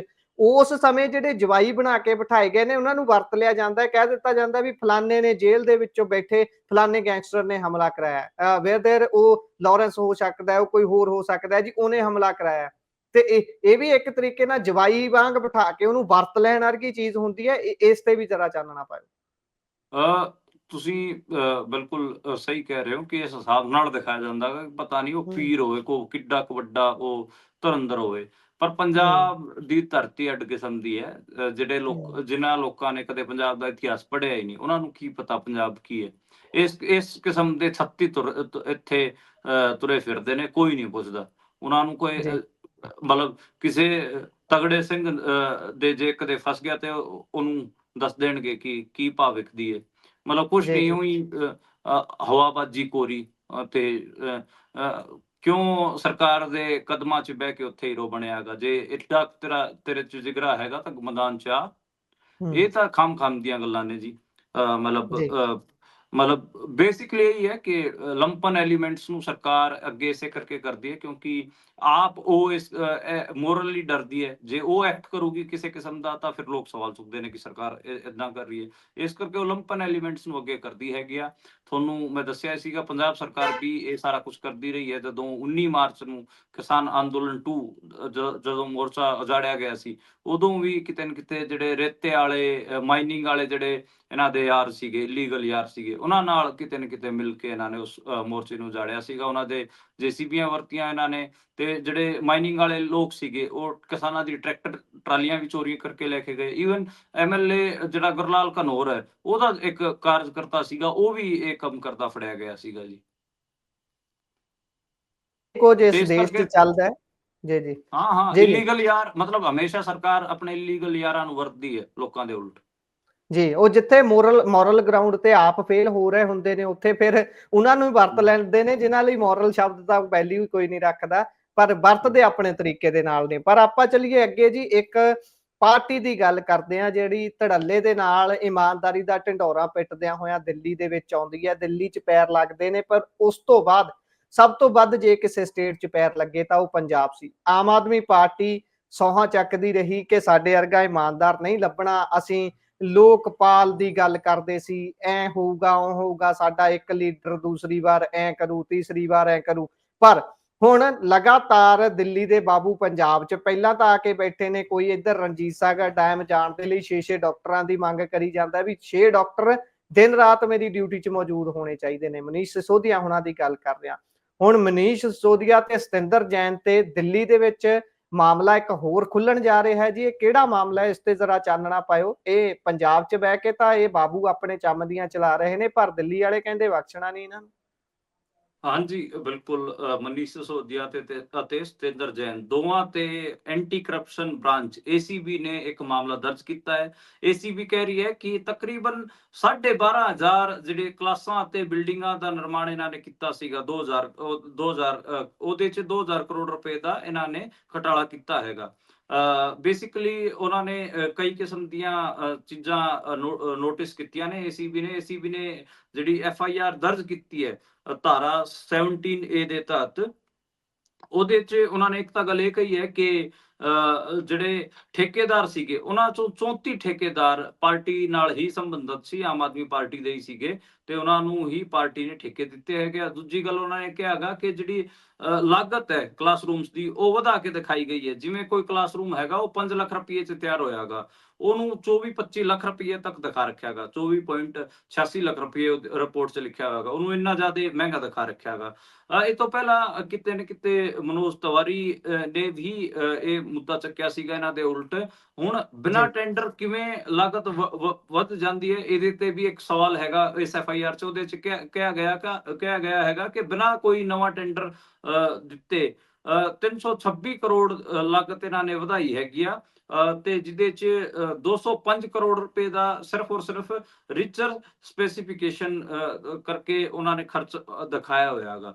ਇਸ ਕਰਕੇ ਕਿਤੇ ਨਾ ਕਿਤੇ ਉਹਨਾਂ ਨੇ ਕਿਹਾਗਾ ਕਿ ਅਸੀਂ ACB ਕਹਿ ਰਹੀ ਹੈ ਕਿ ਇਸ ਕਰਕੇ ਅਸੀਂ ਇਹਦੇ ਤੇ ਜਾਂਚ ਕਰਾਂਗੇ ਤੇ ਇਹਨਾਂ ਨੂੰ ਆਪਣੇ ਉਸ 'ਚ ਲਵਾਂਗੇ। ਇਹ ਮਾਮਲਾ ਮੋਟਾ ਨਿਕਲ ਕੇ ਆ ਰਿਹਾ ਹੈਗਾ ਜੀ। ਤੁਸੀਂ ਆਪ ਲਾਓ, ਇਹ ਤਾਂ ਪੰਜਾਬ 'ਚ ਤਾਂ ਕਹਿ ਰਹੇ ਨਾ ਅਸੀਂ ਸਿੱਖਿਆ ਕ੍ਰਾਂਤੀ ਕਰ ਰਹੇ ਹਾਂ, ਉਧਰ ਇਹ 5 ਲੱਖ ਰੁਪਏ ਦਾ ਇੱਕ ਕਲਾਸਰੂਮ 25 ਲੱਖ ਦਾ ਬਣਾਏ ਬੈਠੇ ਨੇ, ਤੇ ਉਹ ਫਿਰ ਉਹ ਜੀ 20 ਲੱਖ ਰੁਪਇਆ ਕਿੱਧਰ ਗਿਆ, ਇਹ ਤਾਂ ਸਵਾਲ ਹੈ ਹੀ। ਜੀ ਦੇਖ ਲਿਓ ਕਦੇ ਸੋ ਬਾਅਦ 'ਚ ਪਤਾ ਲੱਗੇ ਪੰਜਾਬ 'ਚ ਜਿਹੜੇ ਸਕੂਲਾਂ 'ਚ ਬਾਥਰੂਮਾਂ ਦਾ ਉਦਘਾਟਨ ਕਰੀ ਜਾਂਦੇ ਨੇ, ਉਹਨਾਂ ਦੀ ਰੰਗਾਈ ਪੁਤਾਈ ਦਾ ਇਹ 10-10 ਲੱਖ ਰੁਪਇਆ ਖਰਚਾ ਬਣਾਏ ਬੈਠੇ ਹੋਣ। ਚੈੱਕ ਕਰ ਲਿਓ, ਜੀ ਤੁਸੀਂ ਵੀ RTI ਵਗੈਰਾ ਲਾਉਂਦੇ ਰਹੇ ਹੋ ਪੰਜਾਬ ਵਾਲਿਓ। ਸਰਕਾਰ ਤਾਂ ਕੀ ਕਰਨਾ, ਸਰਕਾਰ ਨੇ ਇੱਥੇ ਲੱਖਾਂ ਕਰੋੜਾਂ ਰੁਪਈਆ ਪਿੰਡਾਂ 'ਚ, ਜਿਹੜੇ ਪਿੰਡਾਂ ਦੇ ਵਿੱਚ NRI ਬਾਹਰ ਗਏ ਹੋਏ ਨੇ ਉਹ ਲਾ ਰਹੇ ਨੇ, ਪਰ ਉਹਨਾਂ ਦੀ ਜਦੋਂ ਕਦਰ ਨਹੀਂ ਕੀਤੀ ਜਾਂਦੀ ਫਿਰ ਉਹ ਬਿਲਕਦੇ ਨੇ। ਬੀਤੇ ਦਿਨੀ ਵੀ ਅਸੀਂ ਇੱਕ ਰਿਪੋਰਟ ਕੀਤੀ ਸੀ ਜਿਸ ਦੇ ਵਿੱਚ 60 ਲੱਖ ਰੁਪਈਆ UK ਤੋਂ ਲਿਆ ਕੇ, UK ਦੇ ਜਿਹੜੇ ਵਸਨੀਕ ਬਣ ਚੁੱਕੇ ਨੇ ਹੁਣ ਪੰਜਾਬ ਤੋਂ ਗਏ ਹੋਏ ਲੋਕ ਨੇ, ਉਹਨਾਂ ਨੇ 60 ਲੱਖ ਰੁਪਈਆ ਪੱਲਿਓਂ ਲਿਆ ਕੇ ਸਕੂਲ ਤੇ ਲਾਇਆ, ਤੇ ਇੱਥੇ ਬੀਬੀ ਜੀ ਆ ਕੇ ਉਦਘਾਟਨ ਕਰਕੇ ਕਹਿੰਦੇ ਵਾਹ ਜੀ ਵਾਹ ਕਿਆ ਸਕੂਲ ਬਣਿਆ ਹੋਇਆ। ਤੇ ਉਸ ਤੋਂ ਬਾਅਦ ਉਹਨਾਂ ਪਿੰਡ ਦੇ ਜਿਹੜੇ ਬਾਹਰੋਂ ਆਏ ਹੋਏ ਬਛਿੰਦੇ ਸੀ, ਨਿਊ NRI ਕਹਿ ਲਈਏ, ਤਾਂ ਉਹਨਾਂ ਨੇ ਪ੍ਰੈਸ ਕਾਨਫਰੰਸ ਕਰਕੇ ਚੰਗੀ ਝਾੜ ਪਾਈ ਬੀਬੀ ਨੂੰ ਵੀ ਅੱਗੇ ਵਾਸਤੇ ਫਿਰ ਹੁਣ ਅਸੀਂ ਪੈਸੇ ਦਿਆਂਗੇ। ਉਹ ਕਹਿੰਦੇ ਸਾਨੂੰ ਤਾਂ ਡਰ ਲੱਗਦਾ ਜਿਹੜੇ ਅਸੀਂ ਬਾਕੀ ਪਿੰਡ 'ਚ ਕੰਮ ਕਰਾ ਰਹੇ ਹਾਂ ਪਿੰਡ ਦੇ ਸੁਧਾਰ ਵਾਸਤੇ, ਕਿਤੇ ਬੀਬੀ ਉਹਨਾਂ ਤੇ ਆਪਣਾ ਪੱਥਰ ਲਾ ਕੇ ਉਦਘਾਟਨ ਨਾ ਕਰ ਜਾਏ। ਇਹੋ ਜਿਹਾ ਤਾਂ ਹਾਲ ਚੱਲ ਰਿਹਾ ਪੰਜਾਬ ਦੇ ਵਿੱਚ। ਪਰ ਆਪਾਂ ਚੱਲੀਏ ਜੀ ਅਗਲੀ ਖਬਰ ਤੇ। 30 ਸਾਲ ਤੋਂ ਜੇਲ੍ਹ 'ਚ ਬੰਦ ਰਾਜੋਆਣਾ ਹੋਣਾ ਦਾ ਮੈਡੀਕਲ ਚੈੱਕਅਪ ਹੋਇਆ ਜੀ। ਇਹ ਬੜੀ ਬੇਇਨਸਾਫੀ, ਨਾ ਇਨਸਾਫੀ ਵਾਲੀ ਗੱਲ ਹੋ ਜਾਂਦੀ ਹੈ ਜੀ। ਇਹੋ ਜਿਹੀ ਫਾਂਸੀ ਦੀ ਚੱਕੀ 'ਚ ਇੰਨਾ ਸਮਾਂ, ਇਹ ਤਾਂ ਇੱਕ ਤਰੀਕੇ ਦੀ ਆਪਣੇ ਆਪ ਦੇ ਵਿੱਚ ਦੁੱਗਣੀ ਸਜ਼ਾ ਭੁਗਤ ਚੁੱਕੇ ਨੇ। ਹਾਂ ਬਿਲਕੁਲ, 30 ਸਾਲ ਬਹੁਤ ਜ਼ਿਆਦਾ ਹੁੰਦੇ ਨੇ। ਗੁਰਪ੍ਰੀਤ ਸਹੀ ਗੱਲ ਕਹਿ ਰਹੇ ਹੋ ਤੁਸੀਂ, 30 ਸਾਲ ਤੋਂ ਜੇਲ੍ਹ 'ਚ ਹਨ ਤੇ ਲਗਾਤਾਰ ਪਿਛਲੇ 12-13 ਸਾਲ ਤੋਂ ਤਾਂ ਜਿਹੜਾ ਫਾਂਸੀ ਦਾ ਪੂਰਾ ਉਹਨਾਂ ਤੇ ਉਹ ਲਟਕ ਹੀ ਰਿਹਾ ਹੈਗਾ। ਉਹਨਾਂ ਦਾ ਮਾਮਲਾ ਹਜੇ ਤੱਕ ਪੈਂਡਿੰਗ ਹੈਗਾ, ਕੋਈ ਸੁਣਵਾਈ ਉਹਦੇ ਤੇ ਕੀ ਹੋਣਾਗਾ ਕੀ ਨਹੀਂ ਹੋਣਾਗਾ ਉਹਦੇ ਤੇ ਕੋਈ ਉਹ ਨਹੀਂ ਹੋ ਰਿਹਾਗਾ। ਉਹ ਰਜਿੰਦਰਾ ਹਸਪਤਾਲ ਆਏ ਸੀਗੇ ਆਪਣੇ ਮੈਡੀਕਲ ਚੈੱਕਅਪ ਵਾਸਤੇ, ਤੇ ਤਕਰੀਬਨ 1 ਘੰਟਾ ਉੱਥੇ ਉਹ ਰਹੇ ਤੇ ਉਹਨਾਂ ਦਾ ਜਿਹੜਾ ਹੈਲਥ ਚੈੱਕਅਪ ਹੈ ਉਹ ਹੋਇਆਗਾ। ਇਹ ਮੋਟਾ ਇੱਕ ਅਪਡੇਟ ਸੀਗਾ ਜੀ ਇਹਦੇ 'ਚ। ਉਹਨਾਂ ਨੇ ਮਾੜੀ ਮੋਟੀ ਗੱਲ ਵੀ ਕਹੀ ਹੈਗੀ ਆ, ਬਹੁਤ ਛੋਟੀ ਗੱਲ ਉਹਨਾਂ ਨੇ ਕਹੀ। ਉਹਨਾਂ ਨੇ ਕਿਹਾ ਹੈਗਾ ਕਿ ਜਿਹੜਾ ਫੈਸਲੇ 'ਚ ਦੇਰੀ ਹੋ ਰਹੀ ਹੈ ਉਹ ਕਿਤੇ ਨਾ ਕਿਤੇ ਨਾਇਨਸਾਫੀ ਹੈਗੀ ਆ। ਤੇ ਇਸ ਤੋਂ ਇਲਾਵਾ ਉਹਨਾਂ ਨੇ ਵੀ ਕਿਹਾ ਹੈਗਾ ਕਿ ਸਾਲ 2027 'ਚ ਅਕਾਲੀ ਦਲ ਦੀ ਸਰਕਾਰ ਬਣ ਰਹੀ ਹੈ ਤੇ ਮੈਂ ਅਕਾਲੀ ਸੀਗਾ ਤੇ ਅਕਾਲੀ ਰਵਾਂਗਾ। ਇਹ ਮੋਟਾ ਜਿਹੜਾ ਇਹ ਹੈਲਥ ਚੈੱਕਅਪ ਵਾਸਤੇ ਆਏ ਸੀਗੇ, ਉਧਰੋਂ ਇਹ ਚੀਜ਼ਾਂ ਨਿਕਲ ਕੇ ਆਈਆਂ ਨੇ ਜੀ। ਜੀ ਸੋ ਉਧਰ ਜਿਹੜਾ ਲੁਧਿਆਣੇ ਦੇ ਵਿੱਚ ਤਿਆਰ ਹੋ ਰਿਹਾ 에ਅਰਪੋਰਟ ਹੈ, ਉਸ ਨੂੰ ਲੈ ਕੇ ਆਮ ਆਦਮੀ ਪਾਰਟੀ ਤੇ BJP ਵਾਲੇ ਆਮੋ ਸਾਹਮਣੇ ਨੇ। ਭਾਜਪਾ ਵਾਲੇ ਕਹਿੰਦੇ ਵੀ ਕੇਂਦਰ ਦੀ ਯੋਜਨਾ ਸੀ, ਤੇ ਪੰਜਾਬ ਦੇ ਜਿਹੜੇ ਆਪ ਪ੍ਰਧਾਨ ਨੇ ਅਰੋੜਾ ਸਾਹਿਬ, ਉਹ ਕਹਿੰਦੇ ਵੀ ਇਹ ਤਾਂ ਦੇਣ ਹੀ ਆਮ ਆਦਮੀ ਪਾਰਟੀ ਦੀ ਹੈ। ਇਹ ਜਦੋਂ ਚੀਜ਼ ਕੋਈ ਚੰਗੀ ਹੋ ਜਾਂਦੀ ਹੈ ਉਦੋਂ ਤਾਂ ਕ੍ਰੈਡਿਟ ਲੈਣ ਲਈ ਸਾਰੇ ਭੱਜਦੇ ਨੇ, ਤੇ ਜਦੋਂ ਕੁਝ ਮਾੜਾ ਹੋ ਜਾਂਦਾ ਹੈ ਉਸਲੇ ਸਾਰੇ ਇੱਕ ਦੂਸਰੇ ਦੇ ਸਿਰ ਮੜਨ ਲੱਗ ਜਾਂਦੇ ਨੇ। ਪਾਇਓ ਜ਼ਰਾ ਚਾਨਣਾ। ਹਾਂਜੀ, ਲੁਧਿਆਣੇ ਦਾ ਜਿਹੜਾ ਹਲਵਾੜਾ 에ਅਰਪੋਰਟ ਹੈਗਾ ਉਹਨੂੰ ਲੈ ਕੇ ਆਮ ਆਦਮੀ ਪਾਰਟੀ ਅਤੇ BJP ਵਾਲੇ ਆਮਣੇ ਸਾਹਮਣੇ ਨੇ। ਤੇ ਨਵੰਬਰ ਦੇ ਵਿੱਚ ਕਿਤੇ ਨਾ ਕਿਤੇ ਇੱਥੇ 2-3 ਫਲਾਈਟਾਂ ਦੀ ਸ਼ੁਰੂਆਤ ਹੋ ਸਕਦੀ ਹੈਗੀ ਆ। ਮਤਲਬ ਬੇਸਿਕਲੀ ਜਿਹੜਾ 에ਅਰਪੋਰਟ ਦਾ ਆਪਾਂ ਕਹੀਏ ਕਿ ਨਿਰਮਾਣ ਹੈਗਾ, ਪੂਰਾ ਉਹਦੀ ਕੰਸਟਰਕਸ਼ਨ ਹੈਗੀ ਆ, ਉਹ ਲਗਭਗ ਖਤਮ ਹੋ ਚੁੱਕੀ ਹੈਗੀ ਆ। ਹੁਣ ਟੈਸਟਿੰਗ ਚੱਲੂਗੀ ਜੀ ਉਹਦੇ ਤੇ। ਉਹਨੂੰ ਲੈ ਕੇ ਕਿਤੇ ਨਾ ਕਿਤੇ ਆਮ ਆਦਮੀ ਪਾਰਟੀ ਕਹਿ ਰਹੀ ਹੈ ਕਿ ਅਸੀਂ ਸਾਡੇ ਐਫਰਟ ਸੀਗੇ, ਤੇ BJP ਵਾਲੇ ਕਹਿ ਰਹੇ ਨੇ ਕਿ ਇਹ ਤਾਂ ਕੇਂਦਰ ਦੀ ਪ੍ਰਯੋਜਨਾ ਸੀ, ਇਹ ਤਾਂ ਝੂਠ ਫਰੇਬ ਦੀ ਰਾਜਨੀਤੀ ਕਰ ਰਹੇ ਨੇ। ਈਵਨ ਬੀਜੇਪੀ ਵਾਲੇ ਇਹ ਵੀ ਕਹਿ ਰਹੇ ਨੇ ਕਿ ਜਿਹੜੇ NHAI ਦੇ national highway authority of India ਦੇ ਜਿਹੜੇ ਪ੍ਰੋਜੈਕਟ ਨੇ ਉਹਨਾਂ ਨੂੰ ਵੀ ਆਮ ਆਦਮੀ ਪਾਰਟੀ ਵਾਲੇ ਆਪਣਾ ਕਹਿ ਕੇ ਵੇਚੀ ਜਾ ਰਹੇ ਨੇ, ਇਹ ਵੀ ਉਹਨਾਂ ਨੇ ਆਰੋਪ ਲਾਇਆਗਾ। ਤੇ ਉਹਨਾਂ ਨੇ ਮਤਲਬ ਮੋਟਾ ਮੋਟਾ ਇਹ ਹੈ ਕਿ ਜਿਵੇਂ ਇਹ ਮਾਮਲਾ ਸਾਰਾ ਪੱਖਿਆ ਉਦੋਂ ਜਦੋਂ ਸੰਜੀਵ ਅਰੋੜਾ ਜਿਹੜੇ ਕਿ ਰਾਜ ਸਭਾ ਸਾਂਸਦ ਨੇ ਤੇ ਲੁਧਿਆਣਾ ਵੈਸਟ ਤੋਂ ਚੋਣ ਹੁਣ ਲੜਨਗੇ, ਸੰਜੀਵ ਅਰੋੜਾ ਆਮ ਆਦਮੀ ਪਾਰਟੀ ਦੇ ਆਗੂ, ਉਹਨਾਂ ਨੇ 2 ਦਿਨ ਪਹਿਲਾਂ ਹਲਵਾੜਾ 에ਅਰਪੋਰਟ ਤੇ ਦੌਰਾ ਕੀਤਾ ਸੀਗਾ ਤੇ ਉਸ ਤੋਂ ਬਾਅਦ ਕਿਤੇ ਨਾ ਕਿਤੇ ਉਸ ਤੋਂ ਬਾਅਦ ਹੀ ਇਹ ਸਾਰਾ ਮਾਮਲਾ ਸ਼ੁਰੂ ਹੋਇਆ। ਉਸ ਤੋਂ ਬਾਅਦ ਹੀ ਬੀਜੇਪੀ ਦੀਆਂ ਅੱਖਾਂ ਖੜੀਆਂ ਹੋਈਆਂ ਤੇ ਬੀਜੇਪੀ ਨੇ ਪ੍ਰੈਸ ਕਾਨਫਰੰਸ ਕਰਕੇ ਉਹਨਾਂ ਨੂੰ ਭੰਡਿਆ ਹੈਗਾ। ਜੀ, ਸੋ ਉਧਰ ਨਰੇਗਾ ਦੇ ਜਿਹੜੇ ਵਰਕਰ ਨੇ ਉਹ ਪੂਰੇ ਪੰਜਾਬ ਦੇ ਵਿੱਚ ਖਾਸ ਤੌਰ ਤੇ ਮਾਲਵਾ ਬੈਲਟ ਦੀ ਜੇਕਰ ਆਪਾਂ ਗੱਲ ਕਰ ਲਈਏ, ਬਰਨਾਲਾ, ਫਿਰੋਜ਼ਪੁਰ, ਫਾਜ਼ਿਲਕਾ ਦੇ ਵਿੱਚ ਕਿਸਾਨ ਵੀ ਨਾਲ ਹੀ ਇੱਕ ਹੋਏ ਨੇ ਮਜ਼ਦੂਰਾਂ ਦੇ ਤੇ ਪ੍ਰਦਰਸ਼ਨ ਕੀਤੇ ਜਾ ਰਹੇ ਨੇ ਕਿ 2 ਮਹੀਨਿਆਂ ਤੋਂ ਨਰੇਗਾ ਦੇ ਤਹਿਤ ਉਹਨਾਂ ਨੂੰ ਮਜ਼ਦੂਰੀ ਨਹੀਂ ਮਿਲ ਰਹੀ ਜੀ। ਹਾਂਜੀ, ਤੁਹਾਨੂੰ ਪਤਾ ਹੀ ਹੈ ਕਿੰਨੀ ਜ਼ਿਆਦਾ ਮਤਲਬ ਗਰਮੀ ਵੀ ਪੈ ਰਹੀ ਹੈ, ਹੀਟ ਵੇਵ ਚੱਲ ਰਹੀ ਹੈਗੀ ਆ। ਉਸ ਤੋਂ ਬਾਵਜੂਦ ਕਿਤੇ ਨਾ ਕਿਤੇ 2 ਮਹੀਨਿਆਂ ਤੋਂ, ਪਿਛਲੇ 2 ਮਹੀਨਿਆਂ ਤੋਂ ਉਹਨਾਂ ਨੂੰ ਉਹਨਾਂ ਦੀ ਦਿਹਾੜੀਆਂ ਨਹੀਂ ਮਿਲੀਆਂ ਹੈਗੀਆਂ। ਤੇ ਮਜ਼ਦੂਰਾਂ ਨੂੰ ਤਾਂ ਆਪਾਂ ਨੂੰ ਪਤਾ ਹੈ ਕਿ ਉਹ ਦਿਨ ਦਾ ਕਮਾਉਂਦੇ ਨੇ, ਦਿਨ ਦਾ ਖਾਂਦੇ ਨੇ, ਤੇ ਜੇ 2 ਮਹੀਨੇ ਉਹਨਾਂ ਦੀ ਜਿਹੜੀ ਤਨਖਾਹ ਕਹਿ ਲਓ, ਦਿਹਾੜੀ ਕਹਿ ਲਓ, ਜੇ ਉਹ ਲੇਟ ਹੁੰਦੀ ਹੈਗੀ ਆ ਤੇ ਉਹਨਾਂ ਨੂੰ ਤਾਂ ਦਿੱਕਤਾਂ ਤਾਂ ਆਉਂਦੀਆਂ ਨੇ। ਇਸ ਵਾਰ ਅੱਛੀ ਗੱਲ ਇਹ ਹੈ, ਚੰਗੀ ਗੱਲ ਇਹ ਹੈ ਕਿ ਕਿਤੇ ਨਾ ਕਿਤੇ ਜਿਹੜੇ ਕਿਸਾਨ ਯੂਨੀਅਨ ਦੇ ਲੋਕ ਹੈਗੇ ਆ ਉਹ ਵੀ ਇਹਨਾਂ ਮਜ਼ਦੂਰਾਂ ਨਾਲ ਖੜੇ ਆਪਾਂ ਨੂੰ ਦੇਖਣ ਨੂੰ ਮਿਲੇ ਹੈਗੇ ਆ। ਕਿਸਾਨ ਅਤੇ ਮਜ਼ਦੂਰਾਂ ਨੇ ਇਕੱਠੇ ਮੋਰਚੇ ਲਾਏ ਨੇ, ਫਜ਼ੀਲਕਾ 'ਚ ਵੀ, ਫਿਰੋਜ਼ਪੁਰ 'ਚ ਵੀ, ਬਰਨਾਲੇ 'ਚ ਵੀ, ਸੰਗਰੂਰ 'ਚ ਵੀ। ਮਾਲਵੇ ਦੇ ਵਿੱਚ ਜ਼ਿਆਦਾ ਅੱਜ ਮਨਰੇਗਾ ਨੂੰ ਲੈ ਕੇ ਪ੍ਰਦਰਸ਼ਨ ਆਪਾਂ ਨੂੰ ਦੇਖਣ ਨੂੰ ਮਿਲੇ ਹੈਗੇ ਆ ਤੇ ਮਜ਼ਦੂਰਾਂ ਨੇ ਚੇਤਾਵਨੀ ਦਿੱਤੀ ਹੈ ਕਿ ਜੇ ਤੁਸੀਂ ਸਾਡੀ ਦਿਹਾੜੀਆਂ ਨਹੀਂ ਦਵੋਗੇ ਤੇ ਫਿਰ ਅਸੀਂ ਕਿਤੇ ਨਾ ਕਿਤੇ ਅੱਗੇ ਵੱਡਾ ਅੰਦੋਲਨ ਕਰਨ ਵਾਸਤੇ ਵੀ ਤਿਆਰ ਹੈਗੇ ਆ। ਜੀ, ਸੋ ਵੇਖਦਾ ਆ ਬਣਦਾ ਕੀ ਹੈ। ਤੇ ਪੰਜਾਬ ਦੇ ਵਿੱਚ 5 ਦਿਨ ਦੇ ਲਈ ਅੰਨ੍ਹੇਵਾਹ ਹਨੇਰੀ ਤੇ ਬਾਰਿਸ਼ ਦੇ ਸੰਕੇਤ ਦੱਸੇ ਜਾ ਰਹੇ ਨੇ ਜੀ। ਹਾਂਜੀ, ਮੀਂਹ ਵੀ ਪੈ ਸਕਦਾ ਹੈਗਾ ਤੇ ਅੰਧੜ ਤਾਂ ਆਊਗਾ ਹੀ ਆਊਗਾ। ਇੱਕ ਬਸ ਇਹਦੇ 'ਚ ਇੱਕ ਇਹ ਗੱਲ ਜ਼ਰੂਰ ਹੈਗੀ ਆ ਕਿ ਟੈਂਪਰੇਚਰ 2.2 ਡਿਗਰੀ 2.5 ਡਿਗਰੀ ਤੱਕ ਥੱਲੇ ਆ ਸਕਦਾ ਗਾ। ਉਹਦਾ ਫਾਇਦਾ ਕਿਤੇ ਨਾ ਕਿਤੇ ਹੋਊਗਾ ਕਿਉਂਕਿ ਪੰਜਾਬ 'ਚ ਪਿਛਲੇ 2-3 ਦਿਨਾਂ ਤੋਂ ਤਾਂ ਲਗਾਤਾਰ ਗਰਮੀ ਬਹੁਤ ਜ਼ਿਆਦਾ ਲੋਕਾਂ ਨੂੰ ਪਰੇਸ਼ਾਨ ਕਰ ਰਹੀ ਸੀਗੀ। ਜੀ, ਸੋ ਪ੍ਰੋਗਰਾਮ ਦਾ ਸਮਾਂ ਸਾਡਾ ਇੱਥੇ ਹੀ ਸਮਾਪਤ ਹੁੰਦਾ ਹੈ। ਸੋ ਪੁਨੀਆ ਜੀ, ਤੁਸੀਂ ਜੁੜੇ ਜਾਣਕਾਰੀਆਂ ਸਾਂਝੀਆਂ ਕੀਤੀਆਂ, ਬਹੁਤ ਬਹੁਤ ਧੰਨਵਾਦ ਜੀ, ਸ਼ੁਕਰੀਆ। ਸੋ ਇਹ ਸਨ ਸਾਡੇ ਨਾਲ ਮਨਦੀਪ ਪੁਨੀਆ ਜੀ, ਜਿਨ੍ਹਾਂ ਨੇ ਸਾਂਝ ਪਾਈ ਹੈ ਤੁਹਾਡੇ ਨਾਲ ਸਾਰੀਆਂ ਖਬਰਾਂ ਦੀ। ਕਿਵੇਂ ਦਾ ਲੱਗਿਆ ਤੁਹਾਨੂੰ ਪ੍ਰੋਗਰਾਮ? ਤੁਸੀਂ ਆਪਣੇ ਵਿਚਾਰ ਰਾਏ ਟਿੱਪਣੀਆਂ ਸਾਡੇ ਨਾਲ ਸਾਂਝਾ ਕਰ ਸਕਦੇ ਹੋ। ਜੁੜੇ ਰਹੋ ਪੰਜਾਬੀ ਰੇਡੀਓ ਤੇ ਪੰਜਾਬੀ TV USA ਦੇ ਨਾਲ। ਧੰਨਵਾਦ, ਸਤਿ ਸ਼੍ਰੀ ਅਕਾਲ।